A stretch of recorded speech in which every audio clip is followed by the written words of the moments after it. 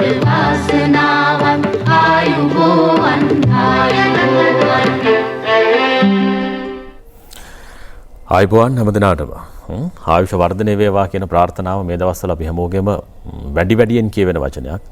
හැමෝගෙම බලාපොරොත්තුවක් අපේක්ෂාවක් හොඳ සැපසනීපෙන් ජීවත් වෙන එක. ඉතින් කොහොමද අපේ සැපසනීප? හොඳින් නැති කියලා හිතනවා. සනීපෙන් ඉන්නවයි කියන වචනේ ඔබ ළඟ තියෙනවා නම් ඉතාම වටිනවා. මේ දවස්වල අපිට අවශ්‍ය වෙන්නේ අන්නේ කාරණේ නිරෝගීකම කියන එක ඉතාම වැදගත් වෙන නිසා. ටිකක් වැඩි කාලයක් ගෙදරට වෙලා ඉන්න සිද්ධ වුණා. ඒ නිසා ඔබේ ගෙදර කාර්යභාරය ටිකක් වැඩි වෙලා ඇති. ඒ සියලු දේවල් අතරේ ඔය සෞඛ්‍ය පිළිබඳවත් ආහාර රටාව පිළිබඳවත් සැලකිලිමත් වෙන බව අපි දන්නවා. දැන් නිකමට හරි උණක් එම්බිරිස්සාවක් මේ වෙලාවේ තියෙනවා නම් කොත්තමල්ලි බොන එක හොඳයි, වරදක් නැහැ. හැබැයි කොත්තමල්ලි බීලා අපි ඒ දේ සුව කරගන්න මීට පෙර උත්සාහ කළා නම් මේ වෙලාවේදී අපි හැමෝටම වගකීමක් තියෙනවා. අනිවාර්යෙන්ම වෛද්‍යවරයෙක් හමු වෙලා මේ පිළිබඳව උපදෙස් ලබා ගන්න එක. ඒ සඳහා නියමිත ක්‍රමවේදයක් තියෙනවා කියන එකත් ඔබ දන්නවා. මොකද උණ එම්බිරිස්සාව මේ වෙලාවේදී ටිකක් අපිට බලපාන්න වෙනත් විදිහකට වෙන්න පුළුවන්. ඒ නිසා අපේ සෞඛ්‍ය ආරක්ෂිත භාවය පිළිබඳව අපි හිතමු. හොඳයි, මේ සියල්ල අතරේ ඇතැම් ප්‍රදේශවලට වැහි ලැබෙනවා, වැසිවල ධාරානිපාත භාවයක් තියෙනවා. ඒ නිසා ගෙදරට වෙලා ඉන්නකොට ඒ ගැන ටිකක් සැලකිලිමත් වෙන්න. ඔය අතරේ ඩෙන්ගු මදුරුවාගේ රාජකාරියත් පටන් ගන්න තියෙනවා කියලා තමයි ඔය වසංගත රෝග විද්‍යාංශයේම සඳහන් කරන්නේ. ඒ නිසා අර වටපිටාව පරිවෘත කිරීමේ කාර්යභාරයටත් ඉඩක් දෙන්න. දැන් 11 වෙනිදා දිස්ත්‍රික්ක කිහිපයක ඇඳිරි නීතිය ලිහිල් කරනවා. ඒ නිසා ඔබ නගරයට එන්න බලාපොරොත්තුවක් තියෙනවා නම් ගෙදර වටපිටාව ගැන හිතන්න. මොකද ගෙදර ඉන්න උදවියගේ සුරක්ෂිත භාවය මේ වෙලාවේදී වැදගත් වෙනවා. ඒ නිසා අර මදුරුවාගෙන් වෙන විපත්තිදායක තත්ත්වයන්ගෙන් ඔවුන්ව ආරක්ෂා කිරීම සඳහා මේ වෙලාවේ කාලය යොදන්න විනාඩි කිහිපයක් නැත්නම් පැය කිහිපයක් යොදවලා මේ වටපිටාව සුද්ධ පවිත්‍ර කරලා දාන්න. හොඳයි, කොහොමවත් මේ කොරෝනා වෛරසය හා සම්බන්ධ මුළු මහත් ලෝකයේම තියෙන කතාබහ තවම නැවතිලා නැහැ. තවමත් අපිට කතා කරන්න සිද්ධ වෙලා තිබෙනවා. ලෝකයේ අනිකුත් රටවලට සාපේක්ෂව අපේ රටේ තියෙන තත්ත්වය තාම සාධනීය මට්ටමක පවතින බව අපි හැමෝම දන්නවා. අපි හැමෝගේම උත්සාහය, රටේ පළමු පුරවැසියාගේ සිට ගමක ඉන්න ඔබ මේ රූපවාහිනිය බලාගෙන ඉන්න ඔබ හැමෝගේම තියෙන දායකත්වයේ කැපවීම තමයි මේ ජයග්‍රහණය පිටුපස්සේ තියන්නේ. තවත් අපි ආරක්ෂා වෙන්න ඕන. සියල්ල සිදු වුණා, සියල්ල නිම වුණායයි කියලා අපිට හිත පහදවා ගන්නට පුළුවන් කමක් නැහැ. අපේ ආරක්ෂිත භාවය තමයි මේ ගමනේ සාර්ථක ප්‍රතිඵලය දක්වාම අරගෙන යන්නේ. ඒ නිසා අපි වඩාත් සැලකිලිමත් වෙමු. රට වටාම තියෙන විවිධ පැති ඔස්සේ රටේම තියෙන මේ කොරෝනා වසංගත හා සම්බන්ධ විවිධ කරුණු කාරණා කතා කරන්න අපි උත්සාහ කළා පහුගිය දින කිහිපෙම. අපි අදත් එවැනි සාකච්ඡාවක් සඳහා ශනිදාය බුවන් වැඩසටහනේ මේ පැයකමාරක කාලය වෙන් කරගන්න බලාපොරොත්තු වෙන්නේ. අපේ රටේ පළමු රාජධානිය, දෙවැනි රාජධානිය අනුරාධපුරය, පොළොන්නරුව නැත්නම් රජරට, මේ වැව් බැඳි රාජ්‍ය අපේ රටේ ශාස්ත්‍රීයත්වයට ලබා දුන්නු දායකත්වයේ අතීතයේ ඉඳලා වර්තමානයේ දක්වාම ඉතාම විශිෂ්ටයි සහ අතිමහත්. ඒ අතිමහත් දායකත්වය ලබා දෙන මේ ප්‍රදේශවල ගොවි ජනතාව කේන්ද්‍ර කරගත්ත ජන ජීවිතය සුරක්ෂිත කර ගැනීමත් මේ වෙලාවේදී අත්‍යවශ්‍ය වෙනවා රටේ පවතින වාතාවරණය හමුවේ. එනිසා අපි අද කල්පනා කළා ශනිදාය බුවන් වැඩසටහනෙත් මේ උතුරු මැද පළාත ආශ්‍රිතව තියෙන තත්ත්වය ගැන. කොරෝනා වසංගතය හැමුවේ කොහොමද ඒ ජන ජීවිතය රැකගත්තේ? කොහොමද ඒ ජනතාව ඒ සඳහා උනන්දුනේ? ඔවුන්ගේ දායකත්වය කොහොමද? ඒ ප්‍රදේශවල ආර්ථික තත්ත්වය පවත්වා ගැනීම සඳහා මොන වගේ වැඩ පිළිවෙලක්ද ක්‍රියාත්මක වුණේ? ආදී දේවල් පිළිබඳව කතා කරන්න අපි කල්පනා කළා. ඒ වෙනුවෙන් වැඳිරියේ ඉන්නවා උතුරු මැද පළාතේ ආණ්ඩුකාර මහීපාල හේරත් මහත්මයා. ආයිබෝන් ඔබතුමාට. ආයිබෝන්. ඒ වගේම පොළොන්නරුව දිස්ත්‍රික් ලේකම්තුමාටත් අපි ආරාධනා කළා. W.A. ධර්මසිරි මහත්මයාත් මේ ස්ථානයේ ඉන්නවා. ආයිබෝන් සමිතිය. සාමාන්‍යයෙන් මේ ආගමික සිද්ධාස්ථාන ගත්තත් අනුරාධපුරයේනේ වැඩි වශයෙන් අපේ රටේ ආගමික සිද්ධාස්ථාන තියෙන්නේ. දැන් ඔබතුමා ඒ පළාතේ ආණ්ඩුකාරවරයා. වෙසක් එහෙම කොහොමද උතුරු මැද පළාතේ? ඇත්තෙන්ම ජාමින්ද වෙසක් අපේ අනුරාධපුර දිස්ත්‍රික්කයත් පොළොන්නරුව දිස්ත්‍රික්කයත් දෙකම ගත්තාම රටේ අනිකුත් සිද්ධාස්ථාන වලට හා සමානවම තමයි ආගමික කටයුතු සිද්ධ වුණේ. ඒ විශේෂයෙන්ම මේ කොරෝනා වසංගතය නිසා සෞඛ්‍ය උපදෙස් පරිදි ඒ සෑම ස්ථානයකම එදිනෙදා සිද්ධ වුණ තේවාවන් සියල්ල ඒ ආකාරයටම සිද්ධ වුණ අතර ජනතාවගේ සහභාගීත්වය ඒ කිසිම සිද්ධාස්ථානයක සිදු නොවෙන්නට අපි වග බලා ගත්තා. මොකද අපිට ජනතාව ආරක්ෂා කිරීම සඳහා ලොකු වගකීමක් තියෙන නිසා. ඒ නිසා ආගමික කටයුතු බොහෝ දේවල් අපේ දිස්ත්‍රික්ක දෙකෙත් සීමා වුණේ නිවෙස්වලට. ඒ නිවෙස්වලට සීමා වෙලා ඒ නිසියාකාරයෙන් අපි දැක්කා මාර්ගවල එහෙම යන අතර ඒගොල්ලෝ නිසි පරිදි වෙසක් දිනය සැමරීම සඳහා අපේ බෞද්ධාලම්බන ප්‍රීතියක් ඇති වෙන ආකාරයට තම නිවෙස්වල කටයුතු කරලා තිබුණා. ඒ වගේම ආගමික සිද්ධාස්ථානවල ගරු අපේ ස්වාමින් වහන්සේලා නායක ස්වාමින් වහන්සේලා ඒ පූජනීය සිද්ධාස්ථානවල නියම ආකාරයෙන්ම ආගමික වතාවත් ඒ සිරිත් පරිදි ආකාරයට සිද්ධ කළා. ඒ නිසා ඒව කිසි අඩුවක් උනේ නැහැ. අඩුව උනේ ජනගහනයේ ඒකරාශී වීම. ඒක රාජ්‍ය ප්‍රතිපත්තියක්. ඒ වගේම සෞඛ්‍ය වෛද්‍ය උපදේශ පරිදි මුළු රටම පිළිපදින ආකාරයට අපේ දිස්ත්‍රික්ක දෙකත් ඒකට ගරු කරමින් කටයුතු කළා. හඩුකරතුමා ඔය උතුරු මැද පළාතේ විශේෂම අනුරාධපුරයේම විශාල පන්සල් ප්‍රමාණයක් තියෙනවා. අපේ වික්ෂුන් වහන්සේ විශාල පිරිසක් වැඩ ඉන්නවා ওই පන්සල්වල. දැන් අපිට හිතෙනවා අනේ මේ අපේ හාමුදුරුවන්ට කොහොමද දානමාන කටයුතු උන්වහන්සේලාගේ අවශ්‍යතා කොහොමද ඉෂ්ට වෙන්නේ කියන එක පිළිබඳව පහුගිය දවස්වල අපිට මේ එක්තරා විදිහකින් ප්‍රශ්නයක් ඇති වෙලා තිබුණා. ඒ වගේ දේවල් කොහොමද සිද්ධ වෙන්නේ? දැන් උදාහරණයක් ගත්තාම අපේ මේ චමින්ද අපිට දිස්ත්‍රික්ක දෙකේම තවත් සිද්ධාස්ථානයක් තමයි දිමුලාගෙන ආරණ්‍ය සේනාසනය. අපේ අතිගරු ජනාධිපතිතුමාට පැමිණිලි කරලා තිබුණා මෙතන ස්වාමීන් වහන්සේලාට නිසි පරිදි ආහාර ද්‍රව්‍ය ලැබෙන්නේ නැහැයි කියලා. නමුත් ලැබිලා තිබුණා ප්‍රමාණවත් ප්‍රමාණයක් ලැබුණා දන්නේ. ඒ අවස්ථාවේම අපේ දිසාපතිතුමාගෙන් මම ඉල්ලීමක් කරා. පහුවදා වෙනකොට ඒ ආහාර ද්‍රව්‍ය සියල්ල සම්පූර්ණ කරලා හැම ස්වාමීන් වහන්සේ නමකටම රුපියල් 5000 ගානේ රුපියල් 3 ලක්ෂ ගාණක් ඒ සාමණේර ස්වාමීන් වහන්සේලාටත් ලබා දෙන්න කටයුතු කරපු එක තමයි මුළු දිස්ත්‍රික්ක දෙකටම ඒ ආකාරයට වැඩ කරා කියන එක තමයි ආදර්ශමත් විදිහට අපි එක තැනක් පෙන්වුවේ. ඕක තමයි தত্ত্বය. එතන දිසාපතිතුමාත් මෙතන ඉන්නවා. දවස් දෙකක් ඇතුළත මේ කාර්යය ඉෂ්ට වෙලා මම නැවතත් මේක මට කියපු ගමන්ම දවසේ මම අනුරාධපුරයේ ඉඳලා දිමුලාගලට ගියා. එතන විමසුවාම ඉතින් ලැබිලා තියෙනවා ප්‍රමාණවත් නැහැ කියන මතයක් වගේ තිබුණ එක තමයි ඊළඟට පස්සේ දුන්නට පස්සෙත් මං ගිහිල්ලා විමසුවාම කිව්වා සියලු දේ ලැබුණයි කියලා. මේ තමයි රජයේ අපිට මේ මුළු මහත් රට පුරාම මේ පවතින తত্ত্বය හැම තැනකටම සමානාත්මකව සලකනවා කියන්නේ අපේ ජනාධිපතිතුමා සහ රජය මේ තමයි ප්‍රතිපත්තිය. පොළොන්නරුවේ තත්ත්වෙත් ඒකම වෙන්න පුළුවන් දිසාපතිතුමා නේද? පොළොන්නරුව තමයි. දිමුලාගල එතන පොළොන්නරුවනේ. අනිත් සිද්ධාස්ථානවල කොහොමද වෙසක් උත්සවය හා සම්බන්ධ? අපේ දිසේ ගත්තාම සාමාන්‍යයෙන් පන්සල් තියෙන ඔය කියන දිමුලාගල සෝමාවතී අයිතිවාසික පුදුබිම සොරොස්මස්ථාන එක්ක පන්සල් 316ක්. ඒ වගේ ආරාම තියෙනවා 38ක් තියෙනවා. එතකොට අපි සැබෑ වශයෙන්ම මේ පන්සල් සහ ආරාම සම්බන්ධයෙන් හැම සතියකම සොයා බැලීමක් සිදු කරනවා. මේ සම්බන්ධයෙන් ඉන්න බෞද්ධ සමායෝජන නිලධාරීන් ඉන්නවා. මම ඔවුන්ට උපදෙස් දීලා තියෙනවා හැම සතියකම මේ ආයතන කතා කරලා බලන්න ඕන. කතා කරලා බලලා කොයි හරි ප්‍රශ්නක් තියෙනම් දාන සැපීම සම්බන්ධයෙන් ගැටලුවක් තියෙනම් ඔයත් ඉදිරිපත් කරාම අනිවාර්යයෙන්ම අපි ඒ සම්බන්ධයෙන් හොයලා බලලා කඩනමින් මේ සඳහා විසඳුම් ලබා දෙනවා. අපේ ගරු ආණ්ඩුකර්තුමා කිව්ව ආකාරයටම කිසියම් සුළු ප්‍රශ්නක් තිබුණා කියලා දැනුම දුන ගමන්ම අපි සම්මැදිහත් වෙලා ඒ සියලුම දේවල් සකස් කරලා දුන්නා. ඒ වගේම හැම සතියකම මේ විහෙර විහාරස්ථානවල කතා බහ කරලා තොරතුරු හොයනවා කොමන හෝ පන්සලකට දාන සැපීම සම්බන්ධයෙන් ගැටලුවක් තියෙනවද කියලා. එහෙම තියෙනවා නම් ක්ෂණික මැදිහත් වෙලා ඒ ප්‍රශ්න විසඳ දෙනවා. හැබැයි කියන සතුටුයි බොහොම පන්සල් වලින් විමසීමක් කරාම දිසාපතිතුමා අපිට එච්චර ප්‍රශ්නයක් නැහැ දාන සැපයනවා කියන ආරංචිය ලැබෙනවා. එහෙම සුළුම ප්‍රශ්නයක් තිබුණොත් අපි කඩනමි මැදිහත් වෙලා සමින්ද ඒ සම්බන්ධයෙන් වහම් ක්‍රියා කරන ඒ වගේම රජයේ විසින් මේ සම්බන්ධ සොයා බලන නිරන්තරයෙන්ම ගරු ජනාධිපතිතුමා ගරු අගමැතිතුමා සොයා බලනවා මේ ආගමික සිද්ධාස්ථාන වලට කොහොමද සැපෙන්නේ කියලා. පන්සල් විතරක් නෙවෙයි අනිකුත් ආගමික සිද්ධාස්ථානත් එසේමයි. අපේ සම්බන්ධයෙන් හොයලා බැලීමක් කරනවා. හොයලා බලලා ඉවරලා ඒ සම්බන්ධයෙන් ක්‍රියා කරනවා. ඒ විතරක් නෙවෙයි. තව අපිට තියෙනවා සමින්ද ළමා නිවාස, වැඩිහිටි නිවාස, ආබාධිත ස්ථාන මේ සම්බන්ධයෙන් නිරන්තරයෙන් අපි හොයලා බලනවා. කතා කරලා බලනවා කිසියම් ආකාර අඩපාඩුවක් තියෙද කියලා. ඒ අනිකුත් තැන්වල කෙරෙන කාර්යභාරය පිළිබඳව අපි වැඩි වශයෙන් කතා කරන්න ඕන. මේක ඉතාම වැදගත් කාරණයක්. මොකද මේ රටේ කිසිම කෙනෙකුට විපත්තිදායක තත්ත්වයක් ඇති වුණේ නැහැ නේ. කොරෝනා වසංගතය හැමුවේ. මේ සියලු දේවල් වෙනුවෙන් ජනතාව ආරක්ෂා කර ගැනීම සඳහා ඔබතුමාලා තමයි මේ ප්‍රායෝගික ක්‍රියාකාරීත්වයේ ඉන්න අය. ඔව්. මේ දවස්වල කොහොමද මේ පැත්තට වැස්ස එහෙම තියෙනවද? කමෙන්ද අනිත් පළාත් වලට වගේම කාලගුණ විද්‍යා දෙපාර්තමේන්තුවෙන් කියන ආකාරයටම යම් යම් ස්ථාන වලට වර්ෂාපතනය තදින්ම තියෙනවා.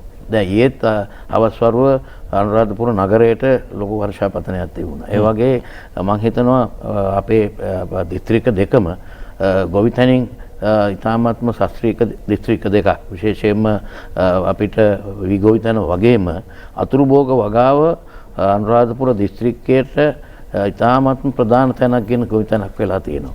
ඒ නිසා වර්ෂාපතනයේ මේ දිනවල හේන් ගොවිතැන් වගේ දේවල් මුං කව්පි ඒ වගේම තල ඒ වගේම මෙනේරි ඒ වගේ ධාන්‍ය වර්ග වවනායි තමයි අනුරාධපුරේ හුඟක් හේම් මට්ටමට ගිහපුවාම ඉන්නේ. ඉතින් ඒ අයට ඉතාමත් වටිනවා මේ වර්ෂාපතනය මේ දිනවල. ජලකන්නේ වැඩ කටයුතු පටන් අරන් ඇති මම හිතනවා. පටන් අරන් මම පෙරේදා ගියා හුරුළු වැවට. දැන් මේ 12 වෙනිදා යල්කන්නේට වතුර ලබා දෙන්න කන්න රැස්වීම තියලා තිබුණා. ඒ වගේ හැමතැනකම දැනට ආරම්භ කරලා තියෙනවා. අනිත් එක වැව් පිරීලා තියෙනවා. ඒ යල්කන්නේ දැන් වෙනස තමයි පොළොන්නරු දිස්ත්‍රික්කයට වඩා මේ චමින්ද අනුරාධපුර දිස්ත්‍රික්කයේ අතුරු භෝග වගාව විශාල වශයෙන් කෙරෙනවා යල්කන්නේට. ඒක සමහර විට ප්‍රධාන ගොවිතැන වී ගොවිතැනෙන් 50%ක් 60ක් විතර අඩු වෙනවා. ඒ හැබැයි රටේ අවශ්‍යතාවය පිරිමහන කටයුත්තක් බවට පත් වෙලා තියෙනවා. මේ අතුරු භෝග කියපුවම පළතුරු පවා වගා කරනවා. හැම දෙයක්ම ඒ අතින් ඉතාමත්ම සස්ක්‍රීක ප්‍රදේශයක් තමයි නිසි පරිදි අපේ මේ ජල වාරි මාර්ග ක්‍රමයත් එක්ක අද අනුරාධපුර දිස්ත්‍රික්කයේ තියෙන්නේ. රටට මැදිරි නීති දාලා රටම එක්තරා විදියකින් බියක ඉන්න වෙලාවේ ඔය කියන වගා කටයුතු කරන ගොවි මහතුරුන්ට එක දැනුනේ නැද්ද අනුරාධපුරේ?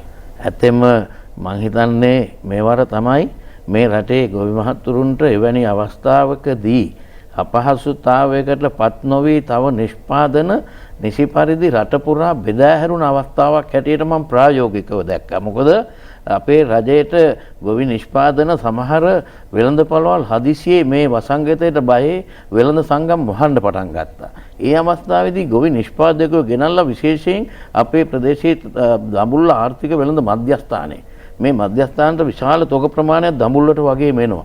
මෙන්න මේවා අලෙවි කරගන්න නොහැකිව තිබුණ අවස්ථාවක ඒ වෙලාවේ විශේෂයෙන්ම රජයේ අපේ අතිගරු ජනාධිපතිතුමා මැදිහත් වුණා. කාර්ය සාධක බලකාය මැදිහත් වුණා. විශේෂයෙන් බලකායේ සභාපති විදිහට බැසිල් රාජපක්ෂ ඇමතුමා ඒ ප්‍රදේශයට නොමැති උඩරට එළවලු අපි මේ ගෙනත් අලෙවි කළා. මම හිතනවා ලොටි ලෝඩ් 28ක් එක දිනට. ඒ ඔක්කොම බෙදා හැරියේ පළාත් පාලන ආයතනවල සභාපති සහ ගරු මන්ත්‍රීතුමන්ලා බෙදා හරින්න එක දිනකදී මේ යාන්ත්‍රණය ක්‍රියාත්මක කළත් ඔබතුමා දකින්න ඇති විලච්චිය වගේ ප්‍රදේශයේ රාජාංගනය වගේ වට්ටක්ක. ඒ වට්ටක්ක සියල්ල මිලදී ගන්න රජය මැදිහත් වුණා. ඒ ආකාරයට ගොවියන්ගේ නිෂ්පාදන නිසි පරිදි වුන්ට අලෙවි කර ගැනීම සඳහා මේ වසංගත රෝගය තදින්ම පවතින ඇඳිරි නීතිය පවතින අවස්ථාවකත් ඒ අයගේ නිෂ්පාදන අලෙවි කිරීම සඳහා වැඩපිළිවෙලක් අපේ අතිගරු ජනාධිපතිතුමා ඇති කරපු එක නිසා මේ ගොවියෝ අද වගාව දෙගුණ කරලා තියෙනවා.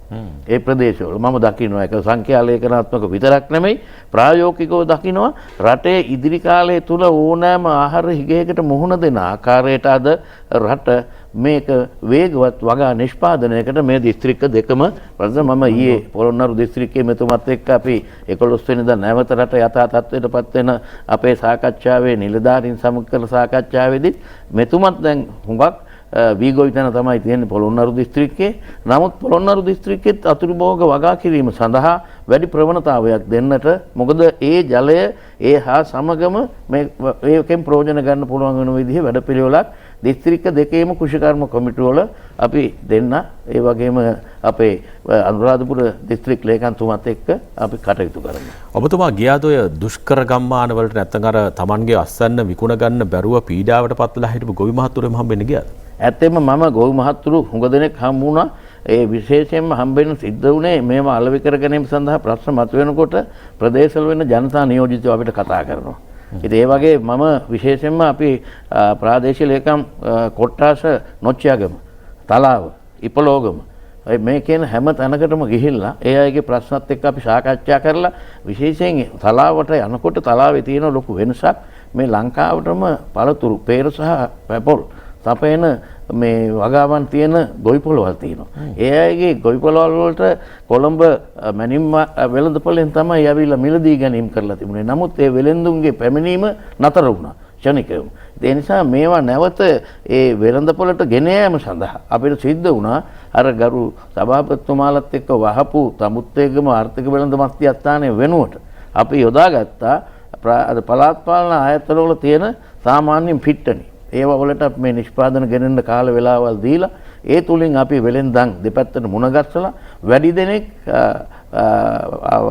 දෙනෙක් ඇවිල්ලා සංචරණය නොවන ආකාරයට සුළු පිරිසකින් පමණක් මේ කාර්යය ඉෂ්ට වෙන්න වැඩපිළිවෙලක් අපි අනුරාධපුර දිස්ත්‍රික්කයේ හැදුවා. අපිට ඒකට රජයේ අනුග්‍රහය ලැබුණා. ජනාධිපතිතුමා ගත්ත තීන්දුවලදී අපි යම්කිසි තොරතුරක් දුන්නා නම් ඒකට නිසි ආකාරයේ විසඳුම් ක්ෂණිකව අපිට ලැබුණා. ඒක ගරු ජනාධිපතිතුමත් අගමැතිතුමත් නිරන්තරයෙන්ම අපි සමග මේවා සමග සම්බන්ධ වුණු නිසා අපිට මේ ජනතාවට වැඩි දුෂ්කරතාවයක් මුහුණ නොදී ඒ අයගේ ප්‍රශ්න විසඳ ගන්න නැත්නම් නිෂ්පාදන අලෙවි කර ගැනීම සඳහා කටයුතු කරන්න පුළුවන් වුණා. ලෝකයේ පවතින තත්ත්වය හැමුවේ ආනයන අපනයන කියන දේවල් වලට අද සීමා පැනවිලා තියෙනවා. ඒ නිසා අපිට අපේ අර භූමියේ වගා කරගත්ත දේ ටික තිබුණා නම් ස්වයංපෝෂිත ආර්ථිකයක් අපිට තිබුණා නම් කන්න පුළුවන් දේවල් ටික අපේ රටේ වගා කරගත්තා නම් අපිට අනේ ලෝකෙට මොන වුණත් ප්‍රශ්නයක් නැහැ කියලා වෙලාවකට හිතෙනවා නේ. ඒ වගේ තමයි මම හොඳයි. ඇත්තම ජමින්ද මේක හොඳ ආරම්භයක් කරන්න පුළුවන්. අපේ අතිගරු ජනාධිපතිතුමා කිව්වා වගේ මේක අපිට මේක එක්තරා විදිහක අපේ රටට මේ හොඳ අවස්ථාවක් මේ ලැබිලා තියෙන. දැන් අපිට පුළුවන් මේ ගෙවතු වගාව අද අපි දකිනවා බොහොම වේගවත්ව මේ දිස්ත්‍රික්ක දෙකේම සිද්ධ වෙනවා. ඒ ගෙවතු වගාවත් එක්ක ඇතිවෙන භෝගවල ශාස්ත්‍රීය භාවය සහ එහි සුලභ තත්ත්වය නිසා අපිට අනිකුත් භෝග මුළු රට පුරාම ආහාර හිගේ මකාලීම සඳහා අපිට ප්‍රයෝජනයට ගන්න පුළුවන් වෙන ආකාරයට යොදන්න පුළුවන් වෙන වැඩසටහනක් ඉබේටම ක්‍රියාත්මක වෙලා තියෙනවා. අපේ රටේ ගොවි බිම් කියන සංකල්පය ඔස්සේ යම් බිඩක් නැත්නම් භූමියක් දිස්ත්‍රික්කයක් නම් කළොත් එහෙම මේ දිස්ත්‍රික්ක දෙකට ලොකු ඉඩක් හම්බ වෙනවා. පොළොන්නරුව සහ අනුරාධපුරයේ දිස්ත්‍රික්කවලට. එහෙම තිබියදීත් පොළොන්නරුව ලංකාපුර පැත්තේ හරි ආందోලනාත්මක සිද්ධියක් සිද්ධ වුණා. ඔය අතරේ එක රෝගියෙක් හම්බුණා මගේ මතකයේ විදිහට. අපි සැබෑව සෙම්ම අපේ ගරු අණ්ඩවර්තුමාගේ මූලිකත්වයෙන් අපි සතිපතා කොරෝනා මර්ධන දිසිකමුට රැස් කරනවා. රැස් කරලා තියෙන තීන්දුව ගනිමින් දිසිකේ ආරක්ෂා සම්බන්ධයෙන් ක්‍රියා කරනවා. එහෙම ලතුරුතර තුමා කිව්ව ආකාරයට ලංකාපුර ප්‍රාසලම් කොට්ටාසේ අබේපුර කියන ග්‍රාමසේ වසමින් එක් කොරෝනා රෝගියෙක් හඳුනන සිද්ධ වුණේ. ඒ අවස්ථාවේදී ඔබ කියන ආකාරයට අපිට සිද්ධ වුණේ කොරෝනා රෝගියාගේ හැසිරීමත් එක්ක ගම් 12ක් වසා තබන්න සිද්ධ වුණා. හැබැයි ගම් 12 වසා තබන්න සිද්ධ වුණාට අපි සියලුම පහසුකම් වුන්ට දෙන්න අවශ්‍ය කරු සියල්ලම සූදානම් කරා. සූදානම් කර නමුත් පසුව සෞඛ්‍ය අංශ විසින් අධ්‍යයනයක් කළා ඔවුන්ගේ ලබා දුන් නිර්දේශත් එක්ක කල්පනා කරා ගම් 12ක්ම අවශ්‍ය වෙන්නේ නැහැ. මේ ගම් දෙකකට සීමා කර ප්‍රමාණවත් වෙනවා කියලා පසුව 12 ගම් දෙකකට සීමා කරමින් අබේපුර සහ සෝමපුර කියන කොටස් දෙක වසතවින් සිද්ධ වුණා. තවම ගම් දෙක පහලද? නෑ දැන් සමින්ද පෙරේදා දිනේ ගම් දෙක වෙනවත් විවෘත කර දැන් සාමාන්‍ය පද ක්‍රියාත්මක වෙනවා. ඒ වසතබු සාමාන්‍ය කාල සීමාව තුළ සාමාන්‍ය ජනතාව අත්‍යවශ්‍ය පාරිභෝගික ද්‍රව්‍ය අනිකුත් අත්‍යවශ්‍ය දේවල් යවගේ උන්ට කුඹුරු කරගන්න මේ දවස්වල කෘෂිකර්ම ක්‍රියාත්මක වෙනවා. ඒ සියලු පහසුකම් ලබා දීම සිද්ධ කරා. ඒ නිසා වැහලා තිබුණයි කියලා කිසිම ගැටලුවක් සිද්ධ වුණේ නැහැ චමින්ද. උන්ට අවශ්‍ය භාණ්ඩ ලබා දුන්නා. තමන්ගේ ආර්ථික ක්‍රියාකාරී කටයුතු ඒ තුල සිද්ධ කරන අවස්ථා ලබා දුන්නා. ලබා දීලා අපි අවශ්‍ය පහසුකම් ලබා දීම සිද්ධ කරන නිරන්තරයෙන්ම රජයෙන් ලැබෙන උපදෙස් මත අපි ඒ සියලුම කාරණාව සංවිධානය කළා ක්‍රියාත්මක කිරීම තුළින් මම විශ්වාස කරනවා ගැටලුවක් ඇති වෙන අවස්ථාවක් තිබුණේම නැහැ. කොරෝනා රෝගයේ තියෙන ප්‍රශ්නේ අපිට ඒ රෝගියා ළඟට ලං වෙන්න බයයිනේ. රෝගියා ආසාදනේ උණු පිනා කවුද කියලා අපි දන්නේ නැහැ. දැන් මේක සියලු දේවල් අත්දැකීම් අලුත් අත්දැකීම්. රෝගීන්ට සහ ගම්මුන්ට ඔබතුමන්ලාට මේ ගම්වලට ගිහලා වැඩ කරන සියලු රාජ්‍ය නිලධාරීන්ට අනිකුත් සියලු දෙනා කරු අලුත් අත්දැකීම්. කොහොමද මේ අලුත් අත්දැකීමට ඔය ලංකාපුර වගේ පැත්තක ජනතාව සහ රාජ්‍ය නිලධාරීන් තුළ අනිකුත් පිරිස් සූදානම්? ඒක චමින්ද ඒ වෙනකොටත් මේ කොරෝනා වෛරස් සම්බන්ධයෙන් යම් කිසි ආකාරයක යම් කිසි කාලයක් ගත වීමත් එක්ක මිනිස්සු දැනුවත් වෙලා හිටියේ. ඒ නිසා ඒ යම් කිසි ආකාරයකට අපිට පිටුවහලක් වුණා ඒ සම්බන්ධයෙන් ක්‍රියා කරන්න. විශේෂයෙන්ම සෞඛ්‍ය අංශ මැදිහත් වෙලා ත්‍රිවිධ හමුදාව පොලිසිය මැදිහත් වෙලා අවශ්‍ය දැනුවත් කිරීම සිදු කරනවා. ඒ වගේ අවශ්‍ය හඳුනා ගැනීම සිදු කරනවා. ඒ නිසා ඒ වෙනකොට ජනතාව යම් කිසි ආකාරයක පොඩි හුරුවක් තිබුණා මේ සඳහා මේ නැඹුරු ක්‍රියා කරන්න. ඒ නිසා මම හිතනවා අපිට විශේෂ පහසුවක් වුණා. ඒ පහසුවත් එක්කම සෞඛ්‍ය අංශ ත්‍රිවිධ හමුදාව පොලිසිය මැදිහත් වීමත් එක්ක අපිට එච්චර ගැටලුවක් වුණේ නැහැ. ජනතාවට ඒ වෙනකොටත් අපි යම් යම් ආකාරයක මේ තුලම සහන ලබා දෙමින් හිටපු නිසා එයාට අනුගත වෙලා හිටියේ. ඒ අනුගත වීමත් එක්ක තවදුරටත් මේ කාර්ය කරගෙන යන්න අපිට එච්චරම අපහසුයක් වුණේ නැහැ කියලා මම විශ්වාස කරනවා. ඒකට එක හේතුවක් තමයිද වැලිකන්ද රෝහල. ඒක කොරෝනා රෝගීන් ඇතුළත් කරපු රෝහලක්. ඒ ප්‍රදේශයේ වැලිකන්ද කියන්නේ පොළොන්නරු දිස්ත්‍රික්කයේ. ඒතර මේ වෛද්‍යවරු සහ අනෙකුත් සියලු කෙනෙක්ම මේ සම්බන්ධ යම්කිසි ආකාරයක දැනුවත් වීමක් සිද්ධ වෙලා තිබුණා. ඒක මේ අවස්ථාවේදී මේ කාර්ය ආවරණය කරගන්න, මර්ධනය කරගන්න මම හිතන්නේ හුඟක් පහසු වුණා. ඒ අර අදාළ ඒ සඳහා යොමු වෙන සියලුම ශාස්ත්‍ර නිලධාරී ඒ අය එහෙම කිසි බියක් නැතුව ඒ කාරණාවට මුහුණ දුන්නා කියලා අපි දැක්කා. මොකද අපි හැම සතියකම කොරෝනා වසංගතය සම්බන්ධයෙන් පොළොන්නරු දිස්ත්‍රික්කයේ බ්‍රහස්පතින්දාට අපි සාකච්ඡාවක් දිසාපතිතුමත් මමත් එකතු වෙලා කරනවා. ඒ හැම තැනකදීම අපිට කිසිම බාධාවක් ඇවිල්ලා තිබුණේ නැහැ ඒ තැන්වල. මමත් ඒ ගමහරහා සෝමාවතියට යනකම් ගියා. අපව ආවා. ඒ යන අවස්ථාවල ඔක්කොම සම්පූර්ණයෙන්ම හමුදාව ත්‍රිවිධ හමුදාවේ ඒ නිලධාරීන් ඒවා ආරක්ෂා කරගෙන ඒ වගේම ඒ වෙනත් අයට ඇතුළත් වෙන්න ඉඩ නොදී ඒ ගම් ආරක්ෂා කරලා තිබුණා. ඉතින් රජය ගත්ත මේ ප්‍රතිපත්ති නිසා තමයි ඒ ගම් 12 ජනතාව ඊට පස්සේ බේරුනේ. නැත්තම් තවත් මේක ව්‍යාප්ත වීම එක්තරා ස්ථානයක් වෙනවා. නමුත් ඊට එහාට ඒවා සියල්ලම මේ නිලධාරීන්ට ඇති වෙලා තිබුණ දැනුම සහ පුරුද්ද. ඒ වගේම සෞඛ්‍ය අංශ නිරන්තරයෙන්ම සියලු රාජ්‍ය නිලධාරීන් දැනුවත් කරලා තියෙනවා මේ දිස්ත්‍රික්ක දෙකේ. මම දැක්ක ලොකුම දේ තමයි චමින්ද දැන් අපි අලුතෙන් දැන් මේ 11 වෙනිදාට රට නැවත යථා තත්ත්වයට පත් කරන රාජ්‍ය නිලධාරීන් විශාල ප්‍රමාණයක් කාර්යාල වලට එනවා. හැබැයි මේ රාජ්‍ය නිලධාරීන් සෞඛ්‍ය උපදෙස් නිසි පරිදි මොනවද කියන දැනගෙන නොසිටින්න පුළුවන්. ඒ නිසා මේ දිස්ත්‍රික්ක දෙකේම ඊයේ උදේ සහ සවස මේ නිලධාරීන් දැනුවත් කිරීමක් අපි විශේෂයෙන් කළා. කොහොමද මේ කාර්යාලයට එන නිලධාරීන් හඳුනාගන්නේ? කොහොමද මේ නිලධාරීන්ට සලකන්නේ? ඒ සඳහා යම් කිසි විදිහක සැකයක් ඇති වුණොත් කොහොමද කටයුතු කරන්නේ? ඒ නිලධාරියා එතනින් කාර්යාලයට එන තැන ඉඳලා ඒ මුළු කාලය තුලම ඒ නිලධාරියා සමග රාජකාරී සහ එන අවශ්‍යතාවය අනුව එන අයගේ කාර්යයන් සඳහා කටයුතු කරන ආකාරය සෞඛ්‍ය උපදෙස් දුන්නා ඊයේ දවසේ මේ දිස්ත්‍රික්ක දෙකේම. අපි එහෙම හොඳ ආරම්භයක් දීලා තියෙනවා දිස්ත්‍රික්ක දෙකේම. මේ රෝගේ නම් පැතිරෙන්න එපා තව තවත්. නමුත් අපි සූදානම් ශරීරයෙන් ඉන්න එක ඉතාම හොඳයි. කොරෝනා වසංගතය හමුවේ මේ බිහිතිය හමුවේ අපේ රටේ විවිධ ප්‍රදේශවල ජන ජීවිතය යථා තත්ත්වයට පත් කරන්න විවිධ පාර්ශ්ව මැදිහත් වුණු අයුරු අපි කතා කරමින් ඉන්නේ. ඒ අතර පොළොන්නරුව සහ අනුරාධපුර දිස්ත්‍රික්ක නැත්නම් මේ රජරට පළාත හා සම්බන්ධව අපි කතා කරන්නේ. පොළොන්නරුවේ දිස්ත්‍රික් ලේකම්තුමා අපිත් එක්ක කතා කළා කරුණු සඳහන් කළා. ඒ පැත්තේ ජන ජීවිතය කොහොමද මේ ශක්තිමත්ව පවත්වා ගැනීම සඳහා ක්‍රියාත්මක වුණේ කියලා.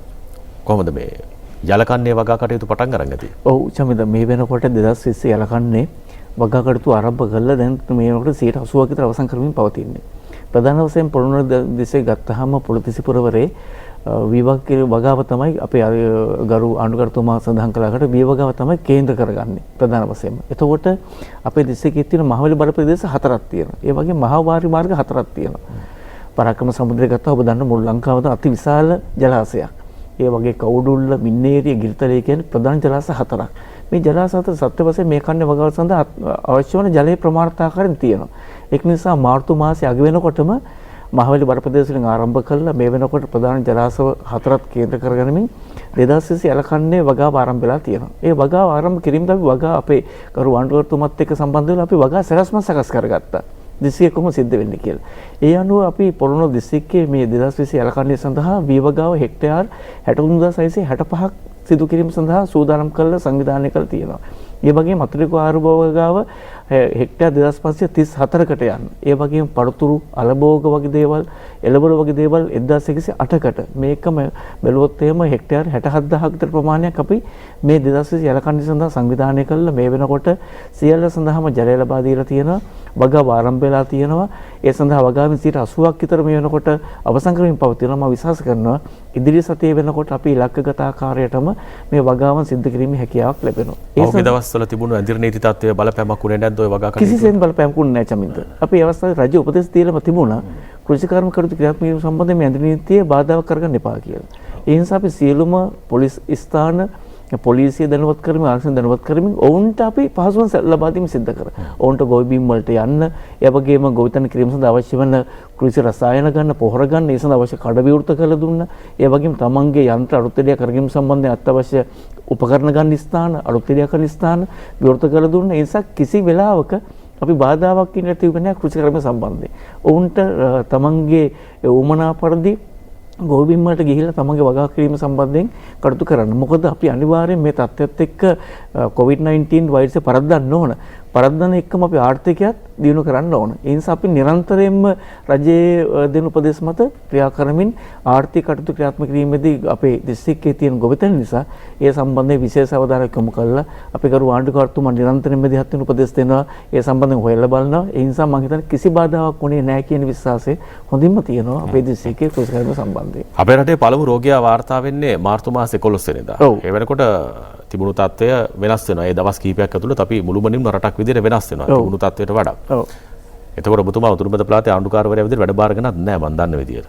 නේද? ඊට පස්සේ තමයි ඔබතුමා මම 23 වෙනිදා යන්නේ. එතකොට මේ කොරෝනා රෝගීන් කීප දෙනෙක් ලංකාවේ හමු වෙලා. ඒ වගේ තියෙන තත්ත්වයක් හමුවේ ගිහිල්ලා මේ ප්‍රදේශ වලට යන්නේ. දැන් මේ සියලු දේවල් අලුත් අත්දැකීම්. දැන් ඒ වෙනකොටනේ මහකන්නේ කුඹුරු වල අස්වැන්න නෙලන කාලේ. ඔව්. මේක ප්‍රශ්නයක් උනේ නැද්ද? වීල්ලදී කෙනින් නෑ. ඒ කිසිම ප්‍රශ්නයක් වුණේ නෑ චමින්ද. මම ඔබට කියන්න ඕන ඒ වෙනකොට රජය විසින් හඳුන්වා දීලා තිබුණා ගොවින්ගෙන් අතිරික්ත මිල දෙකීම සම්බන්ධයෙන් ක්‍රියාමාර්ගයක්. අපි ඒක හොඳින්ම ක්‍රියාත්මක කරා මගේ දිස්ත්‍රික්කේ. ඒ සඳහා අපිට තිබුණ ආකාර දෙකකට මිල දෙකීම සම්බන්ධයෙන් ගොවින්ගේ. එකක් තමයි රජයේ වියලි මණ්ඩලය හරහා මිල දෙකීම සිද්ධ කරා. අනිත් කාරණා තමයි මට භාණ්ඩාගාරයෙන් වියලි මණ්ඩලය හරහා මුදල් දීලා තිබුණා අවශ්‍ය ප්‍රතිපාදන ගොවීන්ගේ වී මිලදී ගන්න සුළු හා මධ්‍ය පරිමාණ වීමුල් හිමියන් මාර්ගයේ. එතකොට මම මගේ පාසලේකම්වරු මාර්ගයෙන් උට උපදෙස් දීලා අපි හඳුනාගෙන හිටියේ ඒ වෙනකොටත් අපි වීමුල් හිමියන් විශාල සංඛ්‍යාවක් වීමුල් 127ක් හඳුනාගෙන හිටිය. ඔවුන්ගේ ගබඩා දාර්ථාවය මෙට්‍රික් ටන් ලක්ෂයක් මොන ගබඩා දාර්ථාවක් තිබුණා. ඒ නිසා අපි ඔවුන්ට උපදෙස් දීලා සියල්ලම සූදානම් කරන් හිටියා. ඒ නිසා ඔවුන්ට ඇඳ නීති සමයේ මේ COVID-19 වෛරසය ව්‍යාප්ත වෙන සමයේත් ඔවුන්ට කිසි බාධාවකින් තොරව අපේ වීමුල් වලට තමන්ගේ වී විකුණා ගැනීමේ ඊට ප්‍රස්තාවක් තියෙනවා. ඒක නිසා මගේ දිස්ත්‍රික්කේ මම මේ වෙනකොට සුළු හා මධ්‍ය පරිමාණ වීමුල් හිමියන් සම්බන්ධ කරගනිමින් මෙට්‍රික් ටන් 12350කට එහා පැත්ත වී ප්‍රමාණය මිලදී අරගෙන තියෙනවා. ඒතොර අදටත් මගේ දිස්ත්‍රික්කයේ වීමුල් විවෘත වෙලා තියෙනවා. ගොවින්ට ඕන වෙලාවක තමන්ගේ දැන් උනක් තියෙනවා නම් අතිරික්ත වී නිෂ්පාදනයක් තමන්ගේ ළඟ වී විකුණ ගන්න අවශ්‍ය නම් අදටත් ගිහිල්ලා තමන්ගේ වියලි කිරීම සම්බන්ධ හැකියාවක් තියෙනවා. ඒ ඕන්ට ඒ විතරක් නෙවෙයි. ඇඳ නීතිය දැම්මහම ඔබ දන්නවා සමහර වෙලාවට බැංකු වලින් මේ මුදල් ගෙවන්නේ. බැංකු වලින් යම් කිසි ප්‍රමාදයක් වෙන්න පුළුවන්. නමුත් අපි එහෙම ඉඳ තියුවේ නැහැ. බැංකු වල කතා කරලා විවෘත කරගෙන අද වී මෝල් වලින් ගොවීන් වී මිලදී ගත්තා නම් හෙට දිනේ අපි කොහොම හරි එනත් ඊළඟ දිනේ ගොවීන්ට සල්ලි දුන්නා. ඒ නිසා ගොවීන්ට සල්ලි ගෙවන්නක්වත් මේ අවස්ථාව බාධාවක් කරගත්තේ නැහැ. ඒ සඳහා හැබැයි කියන්න ඕන අතිගරු ජනාධිපතිතුමා අගමැතිතුමා රජයේ විසින් නිරන්තරව උපදෙස් දෙමින් අවශ්‍ය ප්‍රතිපාදන මට මිලියන 750ක ප්‍රතිපාදනයක් ලබා දීම සිද්ධ කරා වියලි මණ්ඩලය හරහා මිලදී ගන්න. තවත් අවශ්‍ය ඕන ප්‍රමාණයක් මට දැනුම් දුන ඉල්ලන්න අවශ්‍ය ප්‍රමාණය ලබා දෙන්නම් කියන නිසා කිසි බාධාවක් තිබුණේ නැහැ. මුදල් බාධාවක් තිබුණේ නැහැ. අපිට මිල් දෙකකින් ගොබඩාවල බාධාවක් තිබුණේ නැහැ. ඒ නිසා සියලු සූදානම් කළ නිලධාරීන් හිටියා.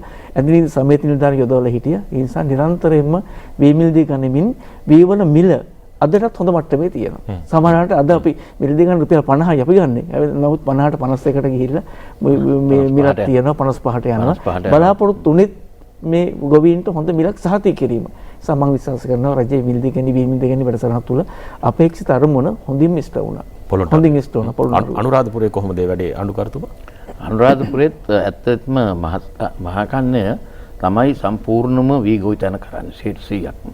ඒ නිසා ඒ වගේම මේ දිසාපතිතුමා වගේම අනුරාධපුරයේ දිසාපතිතුමත් විශාල වශයෙන් වී මිලදී අරගෙන තියෙනවා. ඒ නිසා ඒ තරඟ මිලදී ගැනීමත් සමග ගොවියන්ට හොඳ මිලක් ආවා. ඒ නිසා අද වී විශේෂයෙන්ම අපේ දිසාපතිතුමා ගත්ත ප්‍රමාණය වගේ මං හිතන්නේ දෙගුණයක් විතර ඒ මිලදී ගන්න භූමි ප්‍රදේශය විශාල නිසා. ඒ ආකාරයට හැබැයි පොළොන්නරුවේ යල්කන්නයත් වී ගොවිතැන තමයි ප්‍රධාන වශයෙන් කරන්නේ. දැන් අනුරාධපුරේ කන්න දෙක බෙදාගෙන ඉන්නවා දෙවිදිහකටනේ. දෙවිදිහකට. ඒ විදිහට යන්නේ මොකද හේතුව ඒ භෝග හුරු වෙලා තියෙන්නේ ඒ විදිහට. අනිකුත් අතුරු ධාන්‍ය වර්ග රටේ අවශ්‍යතාවයේ පරිදි මහවැලි කලාපයත් ඒ වගේම අනිත් පාරම්පරිකව ගොවිතැන් කරපු අයත් සියලු දෙනාම වෙනත් ධාන්‍ය වර්ග ගොවිතැන් කරන්න තමයි මේ කන්න හුඟාකාරම මම හිතන්නේ මුළු කුඹුරු ප්‍රමාණයෙන් 40% වගේ තමයි ගොවිතැන් කරන්නේ. අනිත් ඒවා අතුරු භෝග වශයෙන් තමයි මේ අයට වෙනත් ආදායමක් අරිට වඩා ලැබෙන තත්වයක් මේ තුලින් තියෙනවා. ඉතින් ඒක නිසා මේකේ දෙකේ පොඩි වෙනසක් තියෙනවා. අපි නමුත් දිසාපතිතුමා පොළොන්නරුව දිසාපතිතුමත් එක්ක අපේ අතිගරු ජනාධිපතිතුමාට අවශ්‍ය වෙලා තියෙනවා චමින්ද මේ දිස්ත්‍රික්ක දෙකේම ආහාර හිගයකින් තොරව රටේ පාරිභෝගික ජනතාව තබා ගැනීම සඳහා විධිමත් ලෙස සැලැස්මක් ඇතුව අතුරු භෝග පොළොන්නරුව දිස්ත්‍රික්කයටත් වැඩි දියුණු කරන්න. ඒ කාර්ය විශේෂයෙන්ම අපේ දිසාපතිතුමා අපේ කෘෂිකාර්මික නිලධාරීන් එක්ක අපි නිරන්තරයෙන්ම සති දෙකකට සැරයක් දැන් සාකච්ඡා කරනවා. හැකිතරම් දුරට අතුරු භෝග පොළොන්නරුව දිස්ත්‍රික්කයේත් මේ හා සමානව වගා කරන්න. නමුත් ප්‍රශ්නේ තියෙන්නේ අර වගේ එහෙම භූමි භාගයේ අත්තරින්ද ගියොත් ප්‍රධාන ගොවිතැන අඩු වෙනවා. ඒක අඩු වෙච්චාම ලංකාවට අවශ්‍ය අපිට අවශ්‍ය සහල් ප්‍රමාණය නිෂ්පාදනය අඩු වුණොත් ප්‍රශ්නයක් වෙනවා. ඉතින් මෙන්න මේ தত্ত্বය අපි හරියට තුලනය කරගෙන තමයි කටයුතු කළ යුත්තේ. ඒ කාර්යභාරය දෙපැත්තෙම දිසාපතිතුමන්ලා දෙන්න බොහොම ඒක ඉතාමත්ම ඉහළින් කටයුතු කරන නිසා ඇත්තෙන්ම මම දැක්කා මේ අනුරාධපුර දිස්ත්‍රික්කයේ අද ඔය හුරුළු වැව කියන එකේ පොඩි ප්‍රමාදයක් තිබුණා. ඒක ඒකම දිසාපතිතුමත් එක්ක අපි සාකච්ඡා කරලා දැන් මේ කන්න මේ 12 වෙනිදා කන්න රැස්වීමක් තියලා ඔක්කොම වතුර නිකුත් කරන්න කටයුතු කරා.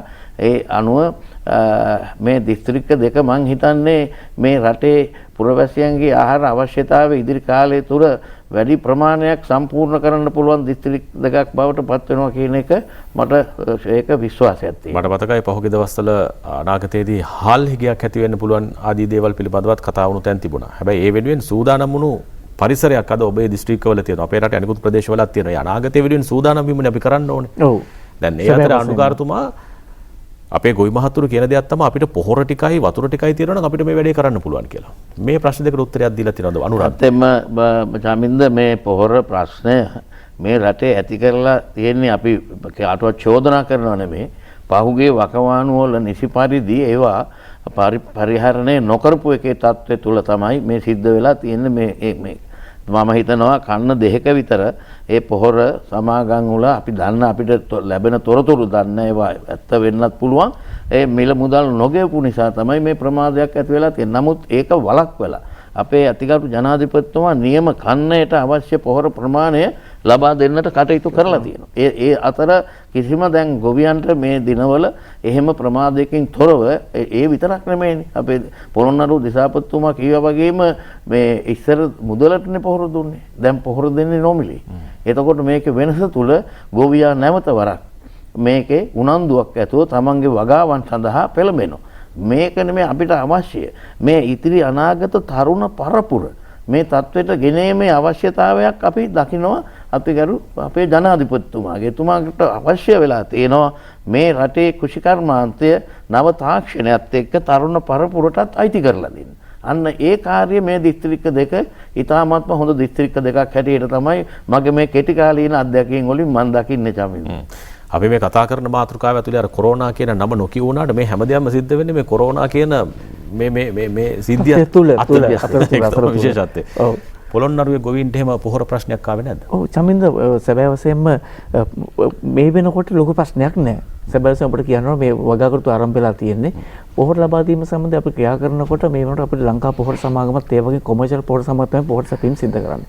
මම ඊයේ වෙනකොට ඊයේ හැන්දෑවට තොරතුරු හොයලා බලුවාම මේ වෙනකොට අවශ්‍ය පොහොර වලින් 65%කට වඩා වැඩි ප්‍රමාණයක් ලැබිලා තියෙනවා. TSP කියන පොහොර යම් කිසි එකක් තියෙනවා. නමුත් ඒක සොඳ වෙනකොට අඟහරුද වෙනකොට ඒක විසඳෙනවා. එතකොට මේ වෙනකොට අපි අවශ්‍ය පොහොර වගාකරුවන්ට සහනාධාර පොහොර ලබා දීම සම්බන්ධ නොමිලේ දෙන පොහොර ලබා දීම සම්බන්ධයෙන් වගාව ආරම්භ කර ගොවීන්ට බාධාවක් නොවෙන්න අපි ලබා දීම සම්බන්ධ ක්‍රියා කරලා තියෙනවා. ඒ සඳහා පොහොර සමාගම්, ඒ වගේම පොහොර ලේකම් කාර්ය සහකාර අධ්‍යක්ෂකවරු අපේ දිස්ත්‍රික්කවල ඉන්නවා. ඒ වගේ ගොවිජන සහකාර කොමසාරිස්තුමා ඉන්නවා. එතුමා හරහා මේ පොහොර ලබා දීම සිද්ධ කරන්නේ. අපේ පොහොර සමාගම් වල ගබඩා තියෙනවා. ඒවෙන් මේ වෙනකොට සහනාධාර පොහොර ලබා දීම සම්බන්ධයෙන් අවශ්‍ය පොහොර ලබා දීමේදී TSP හැරෙන්න අනිත් පොහොර බාධාවක් නෑ. නම් TSP අවශ්‍යතාවයනොත් සම්පූර්ණ කරනවා ලබන සමුද වෙනකොට. ඒ වගේ ඔබට දැනගන්න කියන්න ඕන සමින්ද මේ පොහොර සහනාධාර නිකන් දෙන්න ගොවින්ට. රජය කොච්චර මුදල් වියදම් කරනවද කියලා. මම මගේ දිස්ත්‍රික්කේ තොරතුරු හොයලා බැලුවාම මගේ දිස්ත්‍රික්කේ සහනාධාර පොහොර ලබා දීම සම්බන්ධයෙන් රජය වියදම් කරන මිලියන 1240කට එහා පැත්තක මුදල්. අතිවිශාල මුදල් ප්‍රමාණයක් ගොවීන් සඳහා මේ වියදම් කරන පොහොර ලබා දෙන්න. ගොවීන්ගෙන් පෙරලා එක සතපහක්වත් ගන්නෙ නැහැ. සතපහක්වත් ගන්න නැහැ. සතපහක්වත් ඔවුන් ලබා ගන්න නැතුව ගෝජන සේවා කේන්ද්‍ර හරහා ඔවුන්ට අවශ්‍ය පොහොර ලබා දෙන්න. එතකොට මේ ගොවි බිම් වල තමන්ගේ ඉලක්කගත භූමිය වගා කිරීම සම්බන්ධව අවශ්‍ය ජලය නොමිලේ ලැබෙන්නේ. ඒ සඳහා රජය අතිවිශාල මුදලක් වියදම් කරන්නේ. ඒක මට පේන්නේ ඒක එච්චර ගැන කතා කරන්නේ නැහැ කවුරුවත්. වාරි මාර්ග ඔව් නඩත්තු කරන්න, නිලධාරීන් පඩි ගෙවන්න අතිවිශාල මුදලක් වියදම් කරනවා. එහෙම බැලුවොත් එහෙම ගන්නේ කරොත් එහෙම අපිට කියන්න බැරි වෙන මුදලක් එක අවුරුද්දකට කන්නේකට ජලය ලබා දීම සම්බන්ධයෙන් ක්‍රියාත්මක ගොවින්ට. ඒ අතරතුර පොහොර නොමිල ලබා දීම සිද්ධ කරනවා. ඔබගේ ඒ ප්‍රශ්නේ ඒක හැබැයි වර්තමාන රජය කරන්නේ. ඔව් වර්තමාන රජය කරන්නේ. ඔබේ ප්‍රශ්නෙට සැබෑ වශයෙන්ම අපි දැනට වගාකරුවන්ට ගොවීන්ට බාධාවක් නොවෙන්න සියලුම ආයත සම්බන්ධීකරණ කරන නිරන්තරයෙන් මම දිනපතා හොයලා බලන මේ සම්බන්ධයෙන් පොහොර ලබා දීම සම්බන්ධයෙන් සොයා බලමින් දැනට ඔවුන්ට බාධාවක් නොවෙන්න අපි පොහොර ලබා දීම සිද්ධ කරනවා. දැන් මේ වැඩ ටික කරන්න හොඳ යාන්ත්‍රණයක් අවශ්‍යයි. අපි දන්නවා අපේ රටේ රාජ්‍ය නිලධාරීන්ගේ යාන්ත්‍රණය ඉතාම ශක්තිමත්ව තියෙනවා. ඒක ඇතම් රටවල මේ කොරෝනා වසංගතය හැම වුන් පීඩාවට පත් වෙන එක හේතුවක් තමයි සෞඛ්‍ය සහ රාජ්‍ය නිලධාරීන්ගේ යාන්ත්‍රණයේ තියෙන දුර්වලකම. අපේ රටේ හොඳ ක්‍රමයක් තියෙනවා. ගම දක්වාම දිවෙන.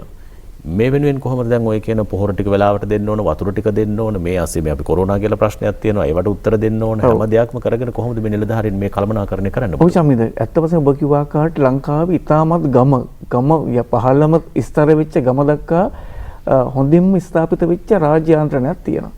ඒක අමාත්‍ය මණ්ඩලයේ අමාත්‍ය ලේකම්තුමා ගිඳලා තමන්ගේ ප්‍රතිපත්ති පල්ලෙහාට එනකොට දිසේකල් දිසාපතිවරු ඉන්නවා. අනිත් පැත්තෙන් පළාත් සභාවල ගරු දේශපාලනිකාරී වගේම ප්‍රධාන ලේකම්වරු ඇතුළු අමාත්‍යංශ ලේකම්වරු කණ්ඩායමක් ඉන්නවා. ඒතකොට දිසි පරිපාලනයෙන් පස්සේ දිසාපතිවරුගෙන් පස්සේ පල්ලෙහාට පාසල් ලේකම්වරයෙක් ඉන්නවා.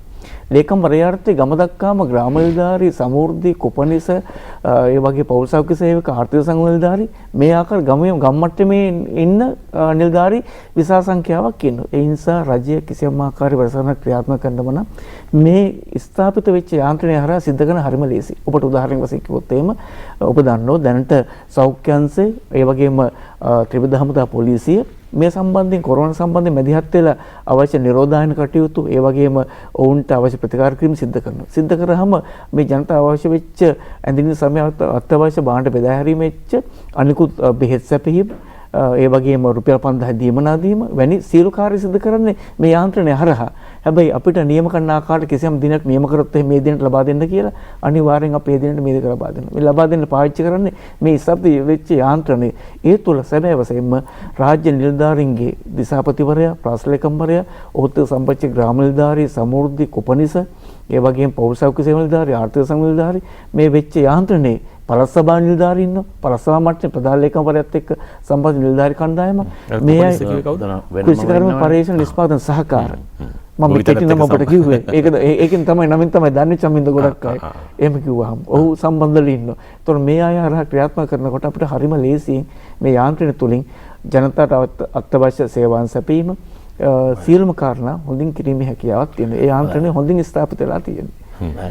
ඒකෙදී චමින්ද දැන් අපිට විශේෂයෙන් පළාත් සභාව අනුරාධපුර දිස්ත්‍රික්කය ගත්තාම මීට වඩා වෙනස් වැඩපිළිවෙලක් තියෙනවා. මොකද එහි ප්‍රධාන වැව් 17ක් තියෙනවා. ඒකම කුඩා වැව් තියෙනවා 3200 ගණන්.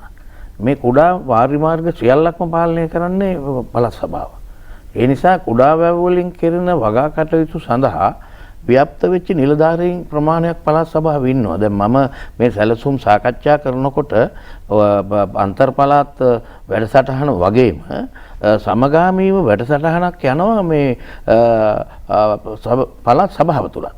ඒ කියන්නේ මේ කෘෂිකාර්මික ප්‍රදේශයක් නිසා අපේ පළාත් සභාවට වඩා වෙනස් වැඩපිළිවෙලක් තියෙනවා මෙහි කෘෂිකාර්මික ක්ෂේත්‍රය තුළ. ඒ දෙපාර්තමේන්තු නිලධාරීන් විශාල ප්‍රමාණයක් ඉන්නවා. මම මේ ඊයේ පෙරේදා ගියා මහයිලුප්පල්ලම කියන ගොවිපොළට. ඒකේ තියෙනවා චමින්ද අක්කර 35ක් තියෙනවා බීජ වගා කිරීම සඳහා මේ වගේම ගබඩා හදලා තියෙනවා. නමුත් ඒවා ඔක්කොම අකර්මණ්‍ය වෙලා. ඒවා වැඩ කිරීමක් නැහැ. පහුගිය කාලය තුල ඒ කතාවක් තිබුණා ඒක විදේශ රටකට දෙනවයි කියලා. ඒ වගේම රජයට අයිති ගොවිපොළක් තියෙනවා මහයිලුප්පල්ලමේ අක්කර 3000 ගණන්. ඒක බීජ ගොවිපොළක් අපේ. මුළු රටටම ඉස්සර බීජ සැපයීම මහයිලුප්පල්ලමේ. මෙන්න මේ ස්ථාන නැවත ප්‍රකෘතිමත් කරලා අපි ගොවියට අවශ්‍ය බීජ අද ලොකු හිගයක් තියෙනවා බීජ. දැන් තල ගත්තාම බීජ තල හොයාගන්න නැති වුණා මේ පහුගිය මේ කන්නේ. එතකොට ඒ වගේම බීලුණු හොයාගන්න නැති වුණා. බීලුණු 3500ට තිබුණු බීලුණු කිලෝ එක 11000 දක්වා ගියා. මම එදා අපේ අතිගරු ජනාධිපතිතුමත් එක්ක මේ 11 වෙනිදා අපි නැවත රට යථාර්ථයට පත් කිරීම සම්බන්ධයෙන් හැකිද කියන සාකච්ඡාවේදී මධ්‍යම පළාතේ ආණ්ඩුකාරතුමා කිව්වා රුපියල් 25000යි බීලුණු කිලෝ එක කියලා. මෙන්න මේකේ තත්ත්වය වෙලා තියෙන්නේ මම නම් දකින්නේ මේ කෘෂිකර්මාන්තයට පසුගිය කාලේ දීලා තිබුණ ස්ථානය ඉතාමත්ම බොහොම අඩු තත්වයකට පත් වෙලා මේ නිලධාරීන් මේ කාර්ය තුල ඔවුන්ට උදාසීනත්වයකට පත් වෙලා තිබිලා දැන් නැවත මේක ප්‍රකෘතිමත් වේගන යනවා කියන එක තමයි දකින්නේ. ඒ නිසා දැන් අර මහයිලුප්පල්ලමේ අක්කර 35 ඒක සංවර්ධනය කිරීම සඳහා තව සතියකින් මම නැවත එතෙන්ට එනවයි කියලා ඒ කටයුතු කරගෙන යනවා. මොකද මේක අපි මේ නිලධාරීන්ට දෙන්න ඕනේ ඒ අයටත් අපි දැන් හමුදාව රටන් කරනකොට කියනවා හමුදාවට මොරාල් එකක් ඕනයි කියලා. ඒ වගේ නිලධාරීන්ටත් මොරාල් එකක් ඕනේ. ඒ අයටත් සලකන්න ඕනේ. ඒ අය කරන කාර්යභාරය අපි අගය කරන්න ඕනේ. ඊළඟට ඒ අයත් එක්ක මේ කාරණාවේදී අපි අවබෝධයකින් කටයුතු කළොත් තමයි රාජ්‍ය නිලධාරියත් එක්ක ජනතා නියෝජිතයත් ඒ වගේම ඒ සම්බන්ධ කටයුතු කරන නායකයොත් ඉන්න ඕනේ අවබෝධයකින්. මෙන්න මේ කාර්යය කළොත් ඇත්තෙන්ම අපිට මේ පිටරට දිහා බලාගෙන ඉන්න ඕනේ මේ රටත් ඉස්සර ආහාර නිෂ්පාදනය කරලා විදේශ රටවලටත් අරපු ගම්බිම් මේවා. එහෙම ඒවා අපිට නැවත ශාස්ත්‍රීය කරන්න මං හිතන්නේ වර්තමාන ජනාධිපතිතුමා මං සාකච්ඡා කරපු හැම අවස්ථාවකම කුෂි කර්මාන්තයට පළවෙනි තැනට දීලා කටයුතු කළ යුතුයි කියන මතයක ඉන්නවා. ඒක මං හිතන්නේ මේ රටේ මේ අනාගත පරපුරට හොඳ පණිවිඩයක්. මෙන්න මේ පණිවිඩය දීම සඳහා තමයි මේ රජරට මේ දිස්ත්‍රික්ක දෙක අපි ඉදිරියට ගෙන යාම සඳහා කටයුතු කළ යුත්තේ. හැබැයි මම දැක්කා චමින්ද මේ රාජ්‍ය නිලධාරීන් දක්ෂයි. ඒ අයට යමක් කරන්න ඕනකම තියෙනවා. ඒ අවශ්‍ය සැලසුම් අපි රාජ්‍ය ප්‍රතිපත්ති විදිහට ඉස්සරහට යනවා නම් අපි මේවා දෙගුණ නෙමෙයි මේවා දසගුණයකින් විතර වැඩි කරන්න පුළුවන් තත්ත්වයක් තියෙනවායි කියලා මම ප්‍රායෝගිකව වැඩ කරපු දේශපාලන ජනතා නියෝජිතයෙක් මට හරි ආසාවෙන් මම මේ උතුරු මැද පළාත් සභාවේ දැන් මේ කටයුතු කරන්නේ. මොකද ඒ තරමටම ප්‍රායෝගිකව අවබෝධයක් තියෙන පිරිසක් සමග අපිට සතුටෙන් වැඩ කරන්න පුළුවන් මේ දිස්ත්‍රික්ක දෙකේම කියලා මට හිතෙනවා. අපේ ඉතිහාසයට ගියොත් එහෙම මේ දිස්ත්‍රික්ක දෙක හා සම්බන්ධව කොයිතරම් අභිමානයක් අපිට තියෙනවද? අර කිව්ව වැව් 71ක් නේද ඔබතුමාගේ ප්‍රධාන වැව්? 17ක්. සමාන 17ක් තියෙනවා. කුඩා ප්‍රමාණයේ වැව්? කුඩා ප්‍රමාණ වැව් 3200 ගාණක්. 3200. අපි හිතමු 3000 කියලානේ. මේකක්වත් මේ ස්වභාවිකව නිර්මාණය වෙච්ච ඒවා නෙවෙයි. මිනිස්සු විහිං නිර්මාණය කරපු දේ. මිනිස්සු නිර්මාණය කරපුවා. යන්ත්‍ර නැතුව නිර්මාණය කරපුවා. අර කිව්ව පොළොන්නරුවේ තියෙන පරාක්‍රම සමුද්‍රයේ මින්නේරිය ගිරිතලේ නේද? ඔය දේවල් මේ මිනිස්සුගේ නිර්මාණ. ඒ වැව් වගේ විශාල වැව් 17ක් මේකේ. මේ අනුරාධපුර දිස්ත්‍රික්කයේ තියෙන ප්‍රමාණය. මේ සියලු දේවල් කරේ අපේ රටේ මිනිස්සු. මේ පොළොන්නරුවේ අනුරාධපුරයේ හිටපු අපේ රටේ හිටපු ශ්‍රී ලාංකීය මිනිස්සු. ඉතින් මේ මිනිස්සුන්ගේ ශක්තිය අපි ආපහු කොහොම හරි ක්‍රමයකින් මේ රටට ගේමු නේද? අපි හැමෝම එකමුතු වෙලා වැඩ කරමු. එහෙම වුණොත් අපිට පුළුවන් මේ ලෝකයේ ආපහු අර පෙරදිග ලෝකයේ ධාන්‍යාගාරයේ කිව්ව විරුදාවලිය ලබන්න. දැනටත් අපි මේ කොරෝනා වසංගතය හැමුවේ ලෝකයේ අනිකුත් රටවල් වලට සාපේක්ෂව ප්‍රමුණේ ඉන්න රටක් විදිහට අපිට මේ අභියෝග ජය ගන්න පුළුවන් වෙයි කියලා අපි විශ්වාස කරනවා. ඒ නිසා අපි කැපවීමෙන් යුතු ඒ කාර්යභාරය සඳහා උනන්දු වීමයි කළ යුතු වන්නේ. ආපහු මතක් කරනවා මේ හැමදේම සිද්ධ වෙන්නේ කොරෝනා කියන මාතෘකාව ඇතුලේ. කොරෝනාවට තියෙන බිය අපි ළඟ තාම නැති වෙලා නැහැ. මේ දේවල් එවිකම් කරද්දි තමයි අපි මේ සියල්ල සිද්ධ කරන්නේ. ඒ නිසා කොරෝනාව ගැන මතක් කරන්න එපා. ආරක්ෂාකාරී වීම වැදගත්. කොරෝනා වසංගතය හැමුවේ අපි කතා කරමින් ඉන්නේ උතුරු මැද පළාතේ වර්තමාන තත්ත්වය හා සම්බන්ධව. ආරෝග්‍ය පරමාලාභ මේ දවස්වල අපි වැඩියෙන් කතා කළා. මොකද වෙසක් මාසේ වෙසක් තේමාව බවට පත් වෙලා තිබුණේ ඒ කාරණය. ඉතින් ඒ නිසා මේ කොරෝනා වසංගතය හැමුවේ අපේ නිරෝගී භාවයට පළමු තැන දීලා සාමාන්‍ය ජන ජීවිතය ඒ විදිහටම පවත්වාගෙන ගිහලා ආර්ථිකය පවත්වා ගැනීම සඳහා උතුරු මැද පළාතේ ඇත්තන් දරන උත්සාහය තමයි අපි මේ කතා කරන්නේ. අපි හැමෝටම gedara ඉඩක් තියෙනවනේ. මේ gedara ඉඩේ යම් භවභෝගයක් වගා කරන්නත් අපිට ඉඩක් ලැබුණානේ. නේද? සෞභාග්‍ය ගෙවතු වගා වැඩපිළිවෙල මේ ASCII ක්‍රියාත්මක වුණා. එහි ඵල මේ ප්‍රදේශ වලටත් දැන් ලැබෙමින් පවතින බව ආණ්ඩුකාරතුමා සහ දිස්ත්‍රික් ලේකම්තුමා මගේ අතින් කියනවා. පොළොන්නරුවේ කොහොමද සෞභාග්‍ය වැඩසටහන? ඔව් චමින්ද සැබෑ වශයෙන්ම මේ සෞභාග්‍ය වැඩසටහන කේන්ද්‍ර කරගන්නේ අතිරේක ආහාර භෝග වගා වර්ධන නිෂ්පාදනය වැඩි කිරීම සම්බන්ධයෙන්. සැබෑ වශයෙන්ම අපි අපේ දිස්ත්‍රික්කය තුළ මේ වැඩසටහන ඉතා හොඳින් ක්‍රියාත්මක කරනවා. ඒ සඳහා මැදිහත් වෙනවා කෘෂිකර්ම දෙපාර්තමේන්තුව, ගොවිජන සේවා දෙපාර්තමේන්තුව, සමෘද්ධි අධිකාරිය, මාවැලි බඩ ප්‍රදේශත් එක්ක සම්බන්ධ වෙන මේ වෙනකොට ගෙවතු 60000ක් සංවිධානය කරලා තියෙනවා. ඒ සඳහා ගෙවත්ත හරිගස්ස ගැනීම සම්බන්ධ උපදෙස් දීමත් එක්කම උන්ට බීජ ඇට පැකට් ලබා දීම සිද්ධ කරනවා. ගෙවත්තට අවශ්‍ය වන වගා කිරීම සම්බන්ධයෙන් අපි කරන උන්ට කරන උදව්වක් විදියට. ඒ වගේම බඳුන් පැල එක්ක බඳුන් අපි ලබා දීම සිද්ධ කරනවා. දැනට බඳුන් 33300ක් අපි ලබා දීමට අවශ්‍ය ක්‍රියාමාර්ග කරන තියෙනවා. බීජ පැකට් 60000ට එහා පැත ප්‍රමාණයක් ලබා දීලා තියෙනවා. ලබා දීමෙන් ගොවීන් උනන්දු කරනවා ගෙවතු 60000කට වඩා වැඩි සංඛ්‍යාවක් ක්‍රියාත්මක වෙන්න. එතකොට උන්ට ඊට අවශ්‍ය වෙන වෙනත් ආහාර වර්ග ඇට වර්ග ලබා දීම, පැල වර්ග ලබා දීම සියල්ලම සිද්ධ කරමින් ඔවුන් උනන්දු කරනවා. හැබැයි මට විශ්වාසයෙන් කියන්න පුළුවන් ඒ 60000ට අමතරව හැම කෙනෙක්ගේම දැන් අදහසක් ඇවිල්ලා තියෙනවා ගෙදර තමන් ගෙවත්තක් අදා ගන්න ඕන කියලා. ඒ නිසා මේ 60000 නෙවෙයි ඊට වැඩි සංඛ්‍යාවක් දිස්ත්‍රික්කය තුළ ගෙවතු නිර්මාණය වෙලා තියෙනවා. නමුත් අපි ලක් කරන 60000ක් හැබැයි බොහෝ දෙනා තමන්ගේ ගෙදරම තමන්ට අවශ්‍ය වෙන අත්‍යවශ්‍ය ආහාර ද්‍රව්‍ය නිෂ්පාදනය කරගැනීම සම්බන්ධයෙන් අවධානය යොමු කළා තමන්ගේ ගෙදර යම් ආකාරයක වගාව සිද්ධ කිරීම පවතිනවා. විකුණලා ආදායමක් ලබා ගන්න නෙවෙයි. නෙවෙයි. ගෙදර පරිභෝජනය සඳහා තමන්ට කාබනික පොහොර පාවිච්චි විශේෂ කාරණාව ඒක. කාබනික පොහොර පාවිච්චි කරමින් තමන්ට සෞඛ්‍ය සම්පන්න ආහාර වේල නිර්මාණය කර ගැනීම. ඒ වගේම තමන්ගේ ගෙදර ආහාර සුරක්ෂිතතාවය තහවුරු කරගන්න. ගෙදර ආහාර හිගියෙන් වළක්වා ගැනීම සම්බන්ධයෙන් හැම කෙනාගේ මේ කොරෝනා වෛරසත් එක්ක තිබෙන හොඳ තත්ත්වයක් ඒක. හොඳ ප්‍රවණතාවයක්. ඒ නිසා හැම කෙනෙක් මේ සඳහා උනන්දු වෙනවා. අපිත් ඒ සඳහා උනන්දු කිරීම සඳහා තමයි මේ සියලු පාර්ශ්වයන් සම්බන්ධ කරගනිමින් ගෙවතු 60000කට එහා සංඛ්‍යාවක් නිර්මාණය කරලා පවතින්නේ. ඒ වගේම අපි අපේ ගරු ආණ්ඩුකාරතුමත් එක්ක සතිපතා අපි කෘෂිකර්ම සම්බන්ධ සාකච්ඡා සිදු කරනවා. එතෙන්දී අපි ඉල්ලීමක් කර හැම මේ කියන කෘෂිකර්ම දෙපාර්තමේන්තුවට, ගොවිජන සේවා දෙපාර්තමේන්තුවට, මහවැලි කලාප වලට නිලධාරීන්ට ඉල්ලීමක් කර තමන්ගේ ගොවීන් පොළඹවන්න තමන්ගේ නියරේ වගාවත් සඳහා තමන්ගේ මෑ කරල් ටික, ලීම කරල් ටික, ඒ වගේම පතෝල මැස්සක් හදාගැනීමේ හැකියාවක් තියෙනවා. එහෙම කරොත් එහෙම ලොකු ප්‍රමාණයක් අපිට ඉස්සරහට යෑමේ හැකියාවක් තියෙනවා. ඒ නිසා අනිත් එක වගා නොකර බිම්වල අපේ කරු ආණ්ඩුකාරතුමා පහුගිය සතියේ තිබිච්ච සාකච්ඡාවේදී දැලිසේ ඉල්ලීමක් කරා වගා නොකර බිම් හඳුනා ගන්න. ඒකට අවශ්‍ය ජලය අපි යම් ප්‍රමාණයක් දීමේ හැකියාවක් තියෙනවා. දීලා ඒ බිම් වලටත් විවකට යන්න බෑ ඒවයි. යන්න බැරි හැම ඉඩමක්ම හැම බිම් අඟලකම මේ වෙන්නේ අතිරේක ආහාර භෝග වගාව මූලික කරගෙන අපි ගෙවතු වගා සම්බන්ධ කරගනිමින් වගාවන් කිරීම සම්බන්ධයෙන් අවධානය කරලා අපි හොඳ සූදානමක ඉන්නවා මේ ගෙවතු වගා වැඩසටහන සෞභාග්‍ය වැඩසටහන හොඳින්ම ක්‍රියාත්මක කරන්න. ඒකට අමතරව තව පවුල් 7000ක් විතර තෝරගෙන ඔවුන්ට අපි දෙන මොංගට සහ කව්පි ග්‍රෑම් 250 ගානේ තමන්ගේ ගෙවත්තේ පර්චේස් 20ක 30ක වගාවක් කරගන්න. ඒ වගේ දේවල් මේ ගෙවතු වැඩසටහනත් එක්කම සංවිධානය කරලා තියෙනවා. මේ හැමදේම බලාපොරොත්තු වෙන්නේ අතිරේක ආහාර භෝග වගාව අපේ දිස්ත්‍රික්කයේ භූමි ප්‍රමාණය අඩු වුණාට ඒ සඳහා කැප කරලා තියෙන පුළුවන් හැම භූමියක්ම සම්බන්ධ කරගෙන අතිරේක ආහාර භෝග වගාවෙන් යම් ප්‍රමාණයක් නිෂ්පාදන දායක වෙනවා. ආණ්ඩුකාරතුමා අපිට දැන් විදේශ විනිමය කියන එකේ ප්‍රශ්නයක් අනිවාර්යෙන් ඉස්සරහට ඇති වෙනවා. අපි විතර නෙවෙයි ලෝකේ හැමතර රටක්ම මේ අන්තර්ජාතික ගනුදෙනු වල ප්‍රශ්නයක්. ඒ නිසා අපිට පිටරට වලින් මිලදී ගන්නා දේවල් සීමා කරන්න වෙනවා. ප්‍රශ්නේ තියෙන අපේ රටේ කෘෂිකාර්මික රටක් වුණාට මේ කෘෂිකාර්මික බවභෝග කීයක් නම් අපි පිටරටින් ගේනවද? අපි මේ කියනවා මේ ලෙඩ හැදුනාම ඉඟුරු කොත්තමල්ලි බොන්න කියලා. මේ ඉඟුරු ටිකයි කොත්තමල්ලිත් අපි ගේන්නේ පිටරටින්. දැන් එහෙව් වෙලා තියෙනකොට එහෙම රටක් වුණාම අපිට ලොකු වගකීමක් තියෙනවා අර කියන මේ අපිට හදාගන්න පුළුවන් බවභෝග ටික හදාගන්න. උදව්වක් වෙයිද සෞභාග්‍ය ගෙවතු වගා වැඩ පිළිවෙල ඔය වැඩේට? ඇත්තෙම චමින්ද මම පොඩ්ඩක් පිටිපස්සට ගියාට මම හිතන්නේ අමනාප වෙන්නේ 2014 ආර්ථික කටයුතු පිළිබඳ අමාත්‍යාංශය එදා හිටියේ බැසිල් රාජපක්ෂ ඇමතුමා ගෙවතු වගාව එදා හරි බොහොම විධිමත්ව සැලැස්මක් ඇතුව ආරම්භ කරා. ඒ ගෙවත්ත ඇතුලේ කහ ගහ හදලා තිබුණා, ඉඟුරු ගහ හදලා තිබුණා. ඒ වගේම කරපිංචා, ඒ වගේම ගෙදර කුස්සියට අවශ්‍ය සියලු ප්‍රමාණයම සැලසුම් කරපු ගෙවත්තක් ඒක. එතකොට දැන් අද අපිට ලොකු ප්‍රශ්නයක් වුණා.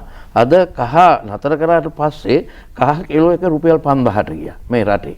නමුත් අපේ අමු කහ අපේ රටේ නිෂ්පාදනය කරනවා. වේලිච්ච කහ අපි සම්පූර්ණයෙන්ම ඉන්දියාවෙන් ගේනවා. ඒ තාක්ෂණය අපි ළඟ අරගෙන නැහැ. මෙන්න මේ තාක්ෂණය අපි නිසි පරිදි මේ වගාවට යා යුතුයි. ඒ සඳහා අපි කෘෂිකර්මය සම්බන්ධයෙන් දැනුම තියෙන නිලධාරි ප්‍රයෝජනෙට ගන්න ඕනේ. මම දැකපු දේ තමයි ඒක. මම දැන් මේ කාලය තුල මමත් යම් ස්ථානවල මගේ වගාවන් සඳහා මම නොදැනුවත්ව කරපුවා මට ඒව ශාස්ත්‍රීය වුණේ නැහැ. හැබැයි හරි තාක්ෂණයත් එක්ක කරපු වගේ අපි නියම ඵලදායී විදියට කටයුතු අපිට චමින්ද ගන්න පුළුවන් වුණා. ඒ නිසා මම දකින්නේ මේ ගෙවතු වගාව තුල මේ සෞභාග්‍ය ගෙවත්ත වගේ සැලසුම් සහගත ගෙවත්තක් තුලට ගියපුවාම ගෘහයට අවශ්‍ය ඒකේ සාමාන්‍යයෙන් අපිට අපේ කුස්සියට අවශ්‍ය සියල්ල මෙතන Taman නොදැනුවත්වම වගේ හැදෙනවා, නිෂ්පාදනය වෙනවා. එතකොට අපි වෙළඳ පොළට ගිහිල්ලා අපි සිල්ලර කඩෙන් තොග වෙළඳ කඩෙන් අපි විදේශ රටවලින් අපි ගෙනල්ලා හිටන් මිලදී ගන්න විදේශ විනිමය යවන එක කොයිතරම් දුරට නවත්තන වැඩපිළිවෙලක් අද අතිගරු ජනාධිපතිතුමා සෞභාග්‍ය ගෙවත් යටතේ ආරම්භ කරලා තියෙනවද කියලා බලන්න. මෙන්න මේ කාරණාව අවබෝධ කරගතුයි රජයක්. මම රජයක ප්‍රතිපත්තිය වේ යුතුයි මේ රටේ පවතින අපේ ශාස්ත්‍රීය භාවය එදා බතබුලතින් සරුසාර වූ රටක් හැටියට ප්‍රසිද්ධ රටේ මොනවද අද වැවෙන්නේ නැත්තේ?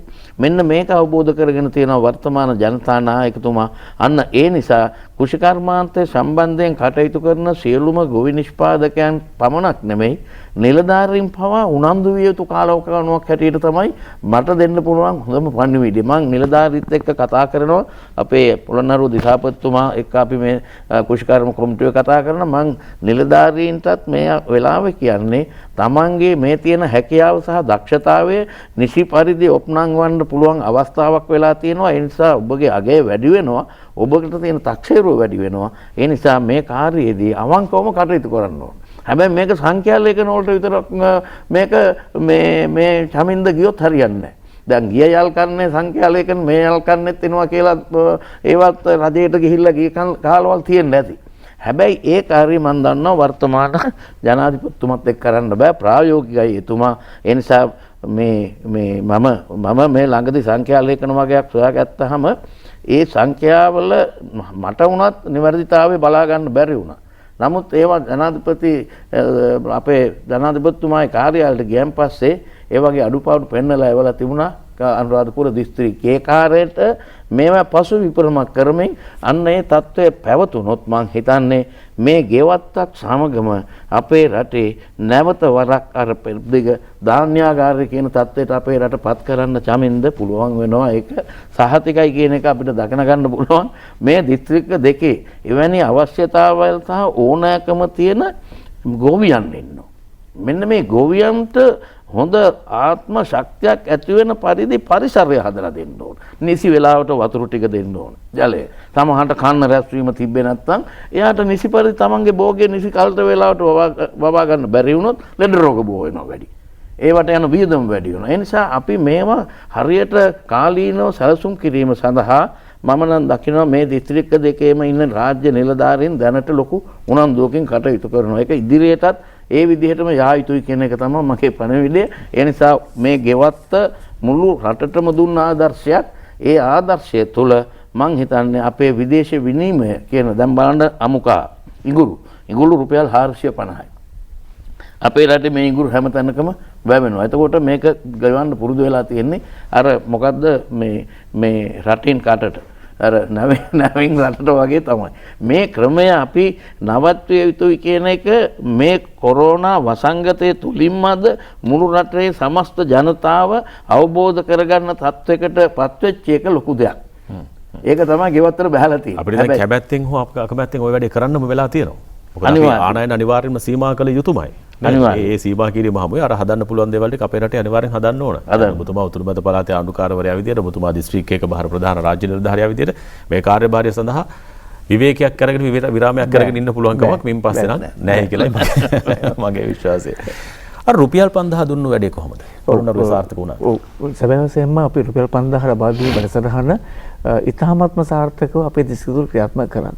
ඔබට සඳහන් කරනවා නම් අපි දැනට පවුල් 1,21,000කට විතර 21,000ට 5,000 දීමන ලබා දීලා තියෙනවා. සමෘද්ධි වැඩසටහනේ ඉන්න අයට ඒ වගේම දැන් මේ කොරෝනා වෛරස් තත්ත්වයට තමන්ගේ ජීවන තත්ත්වය අහිමි වෙච්ච කට්ටිය ඉන්නවා.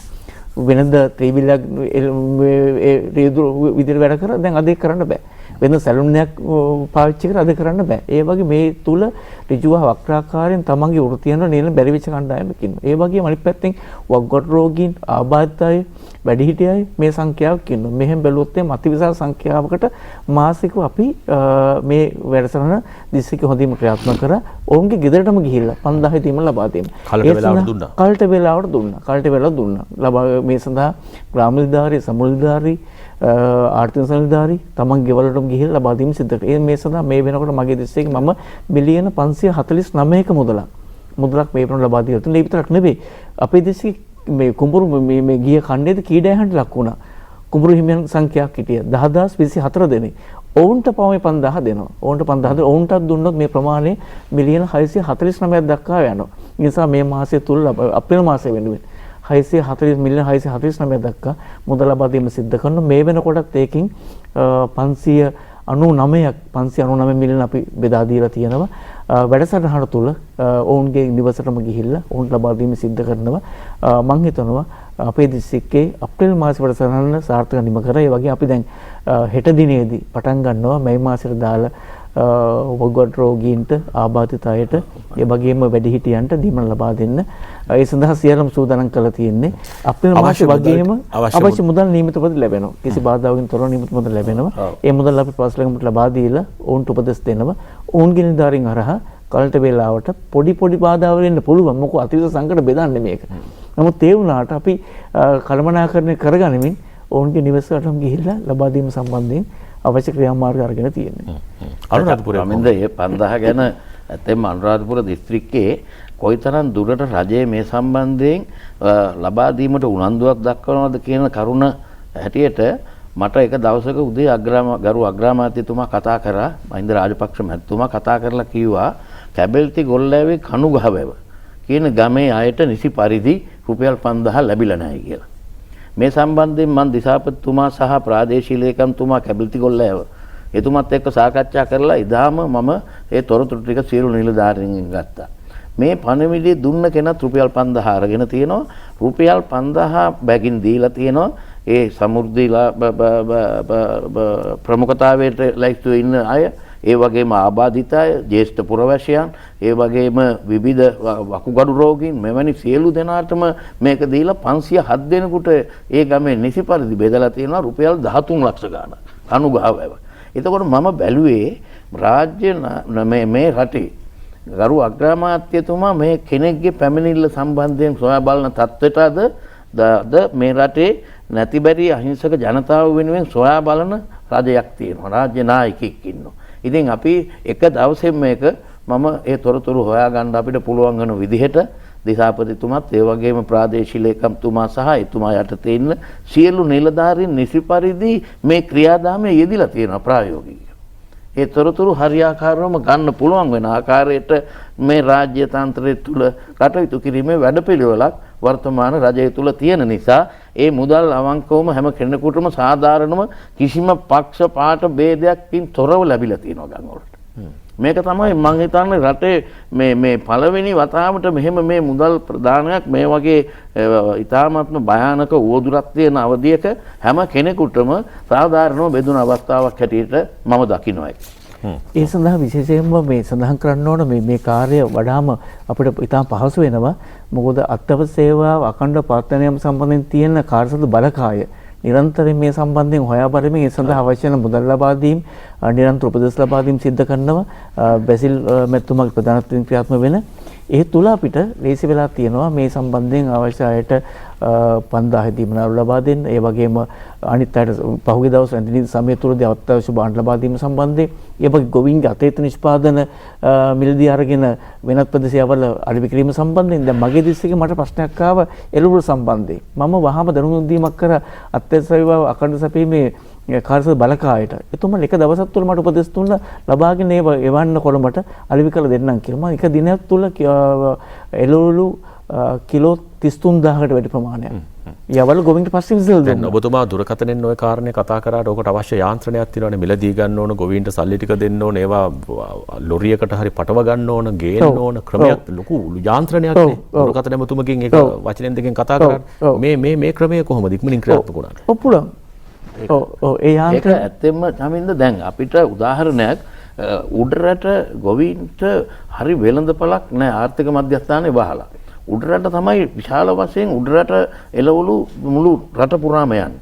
මේ අවස්ථාවේදී දිසාපතිතුමා සමග කාර්ය සාධක බලකාය ගරු සභාපති බැසිල් ඇමතිතුමා සම්බන්ධ වෙලා අපි එක දවසට කිලෝ 12000 තියෙන ලොරි 28ක් අපේ අනුරාධපුරයට උඩරට එළවලු ගේන වැඩපිළිවෙලක් එක දවසෙන් ඒ යාන්ත්‍රණය හදලා තිබ්බා. අපි දවස් දෙකෙන් මේ එළවලු තොගේම බෙදුවා. ඔව්. එක ලොරි ලෝඩ් එක ආවා චමින්ද කිලෝ 12000. කිලෝ 12 ඒ වගේ ලොරි 28ක් අපි මේ බෙදා හැරියා මෙලු අනුරාධපුර දිස්ත්‍රික්කේ පුරා. එතකොට ඒ නිෂ්පාදකයන්ගේ මේ මම ඊයේ රුපියල් ලක්ෂ 54ක් එකතු කරලා තිබුණා අරින්න. ඒකේ හිටියේ සියලුම රාජ්‍ය නිලධාරීන් මේ අවස්ථාවේදී මේ කාර්යය සඳහා එකතු වුණා. දිසාපතිතුමාට මම පෞද්ගලිකව කතා කරා ගරු බැසිල් රාජපක්ෂ මහත්මයා මට කිව්වා එතන සම්බන්ධතාවය තියාගන්න කියලා. අපිට මොකද අපිට මේ දඹුල්ලේ සහ තඹුත්තේගම එළවලු අනුරාධපුර දිස්ත්‍රික්කේ බෙදන්න බෑනේ. එහි නිෂ්පාදන. ඒතර අපිට අවශ්‍ය තිබුණේ එහි පුරවැසියෝ ඉල්ලුවේ උඩරට ඒ නිසා නෝරෙලියෙන් සියලුම නිෂ්පාදන එක දවසට ලොරි 28ක් ගෙන්න පුළුවන් වැඩපිළිවෙලක් මේ රජය සොයා බලලා ක්‍රියාත්මක කරන්න පුළුවන් යාන්ත්‍රණයක් හැටියට තමයි ඔය කාර්ය සාධක බලකායේ සභාපතිවරයා හැටියට පත් කරලා හිටන් බැසිල් රාජපක්ෂ මැතිතුමා පත් කරන් මං හිතන්නේ ඒ ප්‍රශ්න ඉතාමත්ම කාර්යක්ෂමව විසඳුණා මුළු රට පුරාම. මේ කාරණා. ඒකට තව යමක් එක්ක කරන යාන්ත්‍රණ ඔබතුමා අහපු ප්‍රශ්නේ. යාන්ත්‍රණ සැබෑ හොඳ යාන්ත්‍රණයක් තියෙනවා. ගොවීන්ගේ මිලදී ගැනීම සම්බන්ධ අවශ්‍ය මුදල් ප්‍රමාණය දසපතට ලැබෙනවා. මට ලැබෙනවා. දැන් මට මිලියන 10ක් මුදල් ලබා දීලා තිබුණා. මට පුළුවන් ගොවීන්ගේ වාහන මිලදී අරගෙන ඒ වෙලෙම සල්ලි ගෙවන්න. මම මේ සල්ලි දෙනවා ප්‍රාස්ල ගමනට දෙනවා. දුන්නාම ඒ ඔවුන්ගේ ගාමිණිධාරි මහත්වරු ඉන්නවා, සමෘද්ධියයි ඉන්නවා, ආතනනිධාරි ඉන්නවා. ඔවුන්ගේ මැදිහත්වල ගොවීන්ගේ ඔවුන් නිෂ්පාදන මිලදී ගන්නවා. මිලදී අරගෙන අපි දීපු මුදල්ෙන් ගොවීන්ට සල්ලි ඒ වෙලෙම ගෙවනවා. දාම ගෙවනවා. සල්ලි වලින් අපි දෙනවා. ඔවුන්ට දෙනවා. දීලා බාණ්ඩ අපි අරගෙන අත්‍යවශ්‍ය සේවා අඛණ්ඩ සැපීමේ කාර්ය බලකා නියම කරන ස්ථානවලට ලබා දීම සිද්ධ කරනවා. ප්‍රධාන වශයෙන්ම ප්‍රාදේශීය සභා නගර සභාවට යොමු කරන්නේ. ඔවුන් මේ වලිවි කළ ඒ සල්ලි නැවත අපිවත පීම් සිද්ධ කරනවා. රජයෙන් දෙන මුදල් මම ගොවීන්ට මිලදී ගන්න ගොවීන්ට ගෙවනවා. මේ බාණ්ඩ යවල වෙන තැන් වලට යවල අලුවි කළ ඒ මුදල් නැවත රජය පැත්තට ලැබෙනවා. අපි බෙදෙත් ප්‍රායිස් මුදල් ටික වෙලාවට ලැබෙනවා. මුදල් ටික ගොවීන්ට නියම වෙලාවටම දෙනවා. ගන්න අවස්ථාවේදීම අපි එදා හෝ ඊට පස්සේ දවස් සල්ලි වලින් අතර දෙනවා. ගොවීන්ට ඒ අවස්ථාවෙම ලැබෙනවනේ චමින්ද. දිසාපතිතුමා අපි අපේ පළාත් පාලන ආයතන වල ඉන්න නායකයන්ගෙන් මුදල් එකතු කරලා අපි දිසාපතිතුමාට යවනවා. මුදල බේරනවා. ඒතකොට මුදල බේරෙනවා. ඔව්. ඒතකොට ක්ෂණිකව මිලදී ගන්න සල්ලි බලන්න තියෙනවා. ඔය සියලු දේවල් සිද්ධ වෙනකොට මම දැක්කා පොළොන්නරුවේ ප්‍රදේශ කිහිපයකට නියගයක් තියෙනවා. ඒ නිසා වතුර සපයන්නත් උණු කාරණයක් මේ පත්‍රේ. චමින්ද ඒක නියගය කියලා හඳුනන්නේ නැතුව වියලි කරුණු තත්ත්වය කියලා කියමු.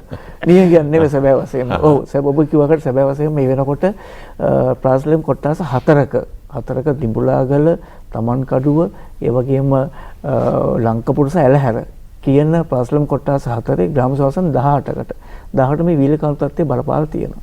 නමුත් අපි ක්ෂණිකව ඒවට මෙදිහත් වෙලා ඔවුන්ට අවශ්‍ය වන බවසර රත යොදවලා දිනපතාම ජල ලබා දෙනවා. ඔබ දන්නවා දිනකට මම වතුර ලීටර් 1,20,000 මේ පවුල් වලට ලබා දෙනවා. පවුල් ඉන්නෝ 2000 ගාණක්, පුද්ගල 8000 ගාණක් ඉන්නෝ. ඔවුන්ට දිනපතා බවසර මගින් අවශ්‍ය ජලය සපයා දීම කරනවා. ඔවුන්ගේ ස්ථානවල අපි ජල තියල් තියනවා, මේ ටැංකිය තියල් තියනවා. ටැංකිය වල ගිහලා පුරවනවා. මිනිස්සුන්ගේ ගෙදරට ගිහින් වතුර ලබා දීම සිද්ධ කරනවා. ඒ නිසා දිනකට හැම දිනයකම මේ පවුල් වලට අවශ්‍ය බවසර තියෙනවා, මුදල් ප්‍රමාණය ලැබිලා තියෙනවා. දිනපතාම ජල ලබා දීමෙන් ඔවුන්ගේ ඒ ප්‍රශ්නත් විසඳනවා. මේ කොවිඩ් තුල අපි කිසිදු දෙයක් පස්සට යන්න දෙන්නේ නැහැ. කීයක් නම් බලන්න. ඔව් යන්න දෙන්නේ නැහැ. ඒ විතරක් නෙවෙයි. ඒ ක්ෂණිකව දැන් අර ඔබතු මුලින්ම අහ ප්‍රශ්නේ මේ දවස්වල වැසි එනවා. වැසිත් එක තව දෙයක් වෙනවා. සුළං එනවා. දැන් ගිය සතියේ මට එකපාරට හිඟුරක් වල ගෙවල් 113ක් අලාභයටපත් වුණා.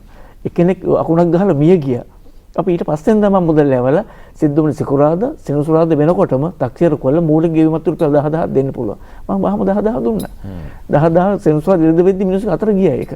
ඊට වැඩි ප්‍රමාණයක් taksiyara උනත් අපි ඊට පස්සේ ගෙවනවා යායට.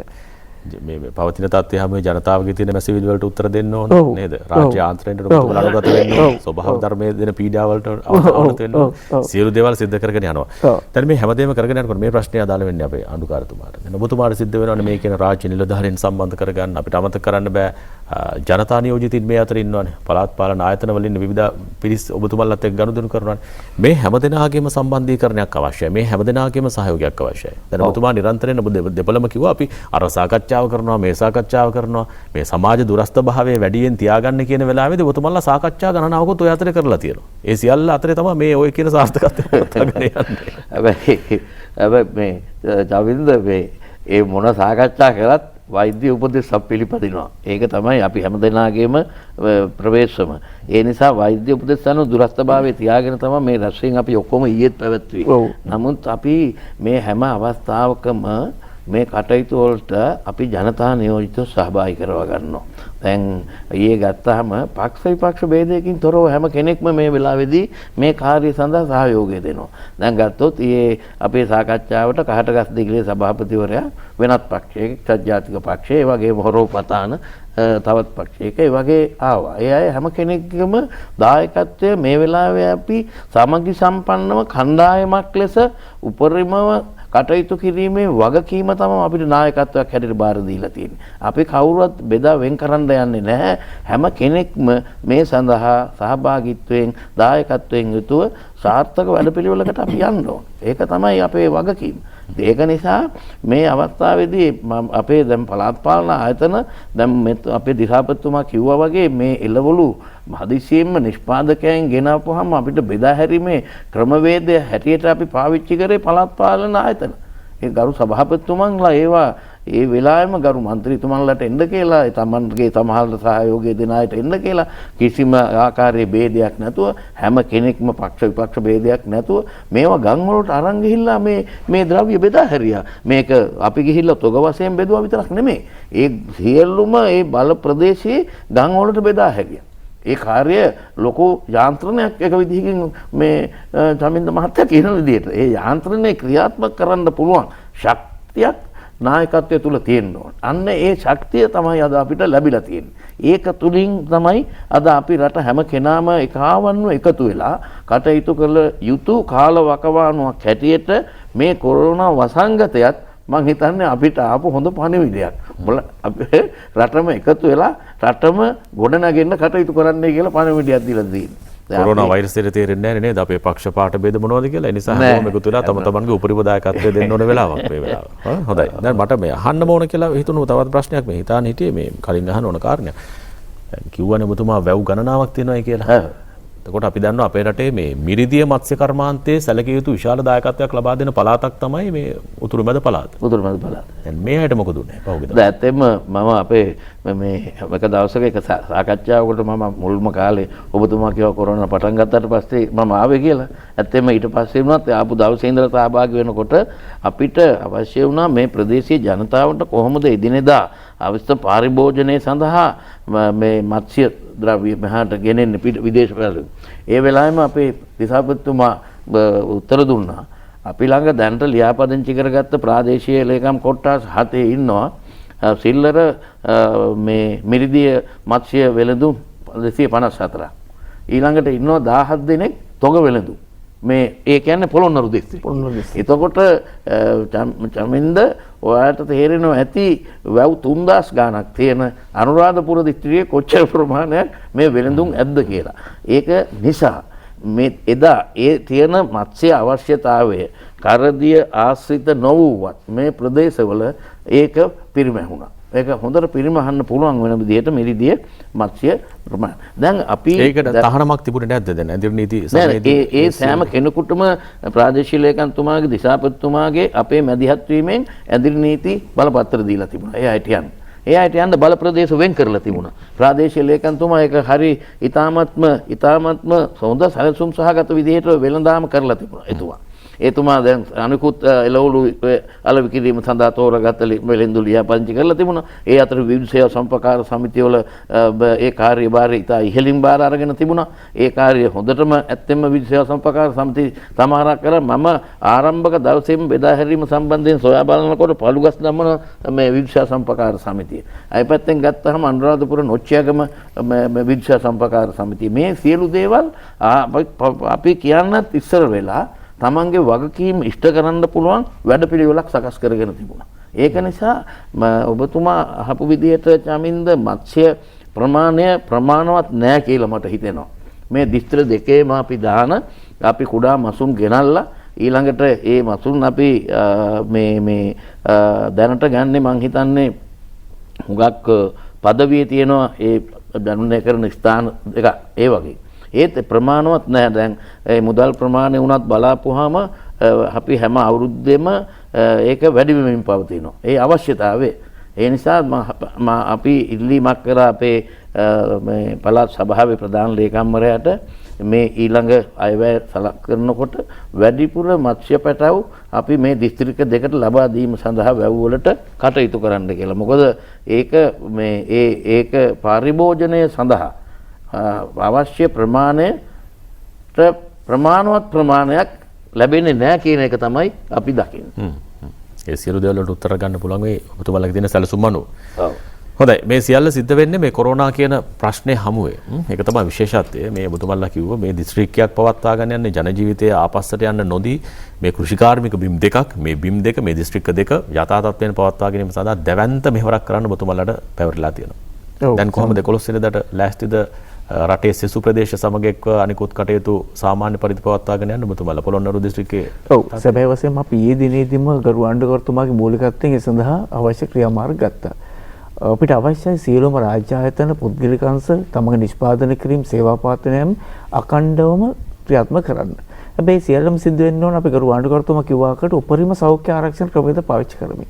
මේ සඳහා ජනාධිපති ලේකම් කාර්යාලය මගින් ලේකම්තුමාගේ අසනින් රාජ්‍ය ආයතන කොරෝනා වෛරස් තත්ත්වය තුළ රාජ්‍ය ආයතන ක්‍රියාත්මක වෙනකොට අනුගමනය කළ යුතු මාර්ගෝපදේශ සම්බන්ධයෙන් හොඳ හැඳින්වීමක් කරලා තිබුණා. ඒ හැඳින්වීමත් එක්කම ඊයේ දවසේදී ආණ්ඩුකර්තුමාගේ මූලිකත්වයෙන් සියලුම රාජ්‍ය ආයතන පුද්ගලික අංශ ගෙනල්ලා ඔවුන් හොඳින්ම දැනුවත් කරා කුමන ආකාරයෙන් තමන්ගේ ආයතන ආරම්භ ක්‍රියාත්මක කරනකොට අනුගමනය කළ යුතු ආරක්ෂිත ක්‍රියාමාර්ග මොනවද? ඒ වගේ සේවයින් කොච්චර ප්‍රමාණයක් ගෙන්න ගන්න ඕන වෙනවද? ඒ පමණ සේවකින් පුළුවන් ගෙදර තියලා වැඩ ගන්න පුළුවන්. දැන් අලුතෙන් හඳුන්වා දීලා තියෙනවා නිවසේ සිටින රාජකාරී කිරීම work from home කියලා. එතකොට අපි තීන්දුව කරන්න ඕන ආයතන ප්‍රධාන දෙනුන් දුන්න ඔබ තීරණය කරන්න ඔබගේ රාජකාරී හැබැයි ඔබට පැවිදි රාජකාරී අනිවාර්යෙන් සියල්ලම ඉෂ්ට කරන්න ඕන. එහෙනම් කොපමණ සේවක සංඛ්‍යාවක් අවශ්‍ය වෙනවද? කී දෙනෙක් ගෙදර තියලා වැඩ කිරීමේ හැකියාවක් තියෙනවද? වැඩ කිරීමේ හැකියාවක් තියෙනකොට ගෙදර ඉන්නකොට ඕන පවුන රාජකාරී මොනවද? ඕන සතියේ කී දවසක් කඳුරට එන්න ඕනද? ඒ වගේම නිලධාරීන් සහ සේවා ලබා ගැනීම සම්බන්ධයෙන් පැමිණ අය එනකොට තියාගත යුතු අත්‍යවශ්‍ය ආරක්ෂක උපක්‍රම මොනවද? දුරස්ථභාවය කොහොමද? මේ සියලුම සේවල් සම්බන්ධයෙන් උන් දැනුවත් කර. දැනුවත් කළ උන්ගේ අපි ඉල්ලීමක් කරා අඛණ්ඩවම මේ රාජ්‍ය යාන්ත්‍රණ ක්‍රියාත්මක වෙන්න ඕන. සාමාන්‍ය ජන ජීවිතය අඛණ්ඩව පවත්වාගෙන යන්න ඕන. ඒ තුළ ආයතන ක්‍රියාවලිය සිද්ධ වෙන්න ඕන. නිෂ්පාදනය පවත්වාගෙන යන්න ඕන. කෘෂිකර්ම කරන්න ඕන. ඒ හැබැයි හැම දෙයකදීම කොරෝනා තත්ත්වය මැඩපවත්වමින් කොරෝනා තුල ජීවත් වෙන්න ඕන කියන කාරණාව තමයි සිහිපත් කරේ. ඒ නිසා අපි සූදානම් කරා. මම විශ්වාස කරනවා අපි නිලධාරීන් හැම කෙනෙක්ම ඒකේ උපදෙස් අනුව තමන්ගේ ආයතන දැනම සූදානම් කරගෙන තියෙන්නේ. සූදානම් කරලා තියෙන නිසා උන්ට බාධාවකින් තොරව මේ ආයතන ක්‍රියාකාරීත්වය සාමාන්‍ය ජන ජීවිතය අඛණ්ඩ පාත්‍රණ යාම සම්බන්ධයෙන් ක්‍රියා කිරීමේ හොඳ සූදානමක් අපි ඇති කරලා තියෙනවා. කොරෝනා සමග ජීවත් වෙමු. කොරෝනා සමග ජීවත් වෙමු. මොකද මේ කොරෝනා වෛරසය තවත් අවුරුදු ගණනාවක් යනකම් පවතින්න පුළුවන් කියලා තමයි මේ වෙනකොට පුරෝකථන වල සඳහන් වෙන්නේ. ඒ නිසා මේ වෛරසය අපි කියන්නේ අර 0 වෙනකන් ඉඳලා මේ වැඩ පටන් ගන්න අපිට කොහෙද පුළුවන්. බලන් ඉන්න බෑ ඒකට. ඒක නිසා අපි මේ වෙලාවේදී මේ පුළුවන් තත්ත්වෙන් අපේ වැඩ පටන් ගන්න ඕන. ආනකරතුමා අවසාන ප්‍රශ්නය කොහොමද ජනතාවගෙන් ලැබෙන සහයෝගය? ඔබතුමා සූදානම්ද ජනතා සහභාගීත්වයේ සහිතව මේ සියලු අභියෝග මැද්දේ ඉදිරි දවස්වල තමන්ගේ යාන්ත්‍රණය ක්‍රියාත්මක කරන්න? ඇත්තෙම ජමින්ද මේ රට මේ කොරෝනා වසංගතයත් එක්ක රජයේ ගත්ත ප්‍රතිපත්ති වලට බොහෝ දෙනෙක් අවනත වෙලා ඒ ආකාරයට කටයුතු කරපු නිසා තමයි මේ වසංගතයෙන් අපි අනිත් රටවලුත් එක්ක සංසන්දනය කරනකොට එය බෝවීම සහ මරණ සංඛ්‍යාව මේ විශාල ප්‍රමාණයකින් අඩු කරගෙන තියෙනවා. ඒකම අපි දැන් මේ කටයුතු කරන අවස්ථාවල අපි දැක්කා දැන් අපිට අවශ්‍ය ආකාරයට ජනතාව සමග මේ කාලය තුල ගිහිල්ලා මුණ ගැහෙන්න ඒ වගේම එයාත් එක්ක සාකච්ඡා පවත්වන්න පුළුවන් කමක් නැහැ. මොකද ඒක අපිට සෞඛ්‍ය උපදෙස් පරිදි කරන්න බෑ. නමුත් ඒ ජනතාව ඒ සියලුම සෞඛ්‍ය උපදෙස් පිළිපදින ආකාරයට මුළු රට පුරාම ක්‍රියාත්මක වෙනවා. ඒ ක්‍රියාත්මක නොවන පිරිස තමයි ඔය ඇඳිරි නීතිය එහෙම පිළිපදින්නේ නැතුව ගිහිල්ලා අහුවෙලා තියෙන්නේ. හැබැයි ඒ සංඛ්‍යාව ගත්තාම ඉතාමත් අවම ප්‍රමාණයක්. නමුත් අනිත් සියලු දෙනෙක්ම මේ රජය මේ ගෙන යන වැඩපිළිවෙල මේ කොරෝනා වසංගතය තුල ඒ වගේම ඒ රජය මේ රටේ ජනතාව ඒ තුලින් රෝගයෙන් ආරක්ෂා කරනවා පමණක් නෙමෙයි ජීවත් වීම සඳහා ජනතාවට දෙන සහාය ඒ වගේම අනුග්‍රහය මේ ජනතාව මං හිතන්නේ කවදාවත් නොසිතූ විදිහට ලැබෙන නිසා ලොකු ඒ අයගේ පැහැදීමක් තියෙනවා. විශේෂයෙන්ම අතිගරු ජනාධිපතිතුමා මේ වෙලාවේදී හැම පුද්ගලයෙක්ගේම ජීවන තත්ත්වය ගැන අවබෝධ කරගෙන කටයුතු කරන ආකාරයට මේ වසංගතය මර්ධනය කිරීමේ වැඩපිළිවෙල සැලසුමක් සහිතව ක්‍රියාත්මක කරලා තියෙනවා කියන එක මුළු ලෝකයේම අවබෝධ කරගෙන තියෙනවා. මම දැක්කා ඊයේ පෙරේද පත්තරේ තියෙනවා දැන් මේ වෛද්‍ය නිලධාරීන්ට අමතරව මේ සඳහා ත්‍රිවිධ හමුදාව සහ පොලිසිය සිවිල් ආරක්ෂක බලකාය මේ කොරෝනා වසංගතය තුරන් කිරීම සඳහා ලොකු සටනක දෙනවා. ඒ අතින් ලෝකේ අපි දෙවෙනි තැන අපේ දායකත්වය මේ හමුදා දායකත්වය ලැබිලා තියෙනවා. ඒ කියන්නේ විශිෂ්ටයි ඒක. එන්න ඒ කාරණාව තුළ මේ තමයි මේ හමුදාව කියන්නෙත් මේ රටේ ජනතාව. ඒ හමුදාවෙත් ඉන්න ජනතාව එමනම් ඒ අයගෙත් මුළු පවුල් සංඛ්‍යාවක් තියෙනවා. ඒ අය ප්‍රතික්ෂේප කරන්න ඕනේ යන්න දෙන්න බෑ කියලා. නමුත් මේ රටේ කිසිම රාජ්‍ය නිලධාරියෙක් හෝ කිසිම ආයතනයක කෙනෙක් මේ වසංගතයේ දායකත්වයේ දීලා මේ මර්ධනය කිරීම සඳහා ප්‍රතික්ෂේප කරේ නැහැ. ඒ කියන්නේ රාජ්‍ය නායකත්වය සහ රජයේ ගෙනියන වැඩපිළිවෙල ජනතාව අනුමත කරනවායි කියන එක තමයි ඒ සෑම කාරණාවකදීම චමින්ද මට නම් තේරෙන්නේ. ලෝක සිතියමේ ගත්තාම පුංචි රටක්. හැබැයි මේ පුංචි රටට ලොකු ආශිර්වාදයක් තියෙනවා. ශ්‍රීමා බෝධියේ ආශිර්වාදය තියෙනවා. දලදා හමුදුරන්ගේ ආශිර්වාදය තියෙනවා. අපේ පෙර රජදරුවන්ගේ ශක්තිය මේ බිම්වල තියෙනවා. ඒ නිසා ඒ ශක්තියෙන් ඔද වැඩුණු ජාතියක් අපි මේ ශ්‍රී ලාංකීය ජාතිය. ඒ සියලු ශක්තියන් එකතු පහදු කරගෙන අර වැටෙන්න නොදී ඒ ජන ජීවිතය සුරක්ෂිත කරගන්න මේ රජරට පළාතේ ඇත්තෝ මේ නිලධාරි මහත්තුරු ආණ්ඩුකාරතුමා ඇතුළු මේ සියලු දෙනා දරන උත්සාහය තමයි මේ පැය එකමාරක් කාලයක් මුළුල්ලේ අපි කතා බහ කළේ. හොඳයි එහෙනම් හැමදෙනාටම නිරෝගී සුව ප්‍රාර්ථනා කරන වගේ විශේෂයෙන්ම ඔබතුමාලා දෙදෙනාට උතුරුබද පළාතේ ආණ්ඩුකාරතුමාට තවත් ඔබතුමා ගිහිල්ලා දවස් කීපයයි ගිය දවස් ඉඳලාම මේ කොරෝනා සමග තමයි මේ පුරබදින්න සිද්ධ වුණේ. නමුත් ඒ කාර්යය බොහොම සාර්ථකව ජයගෙන තියෙනවා. ඔබතුමාටත් අපි ස්තුතිවන්ත වෙනවා මහේපාල හේරත් මහත්මයාට. ඒ වගේම පොළොන්නරුව දිස්ත්‍රික් ලේකම්තුමාට W ධර්මසිරි මහත්මයාටත් අපේ ස්තුතිය ජාතික රූපවාහිනිය වෙනුවෙන් මේ පිළිබඳව කතා කරන්න ජනතාව දැනුවත් කරන්න පැමිණීම පිළිබඳව ප්‍රේක්ෂකයතුතුන ඔබට නිරෝගී සුව ලැබේවා. ආරෝග්‍ය පරමාලාභ අපේ ජීවිතයේ පරමලාභයේ නිරෝගී භාවයයි. නිරෝගී භාවය වෙනුවෙන් අපි අප කැප වෙමු. සෞඛ්‍ය ආරක්ෂිතව ජීවත් වෙන්න උත්සාහ කරමු. අපිට පුළුවන් කොරෝනාව පරද්දන්න. ඔබ හැමදෙනාටම ආයුබෝවන්.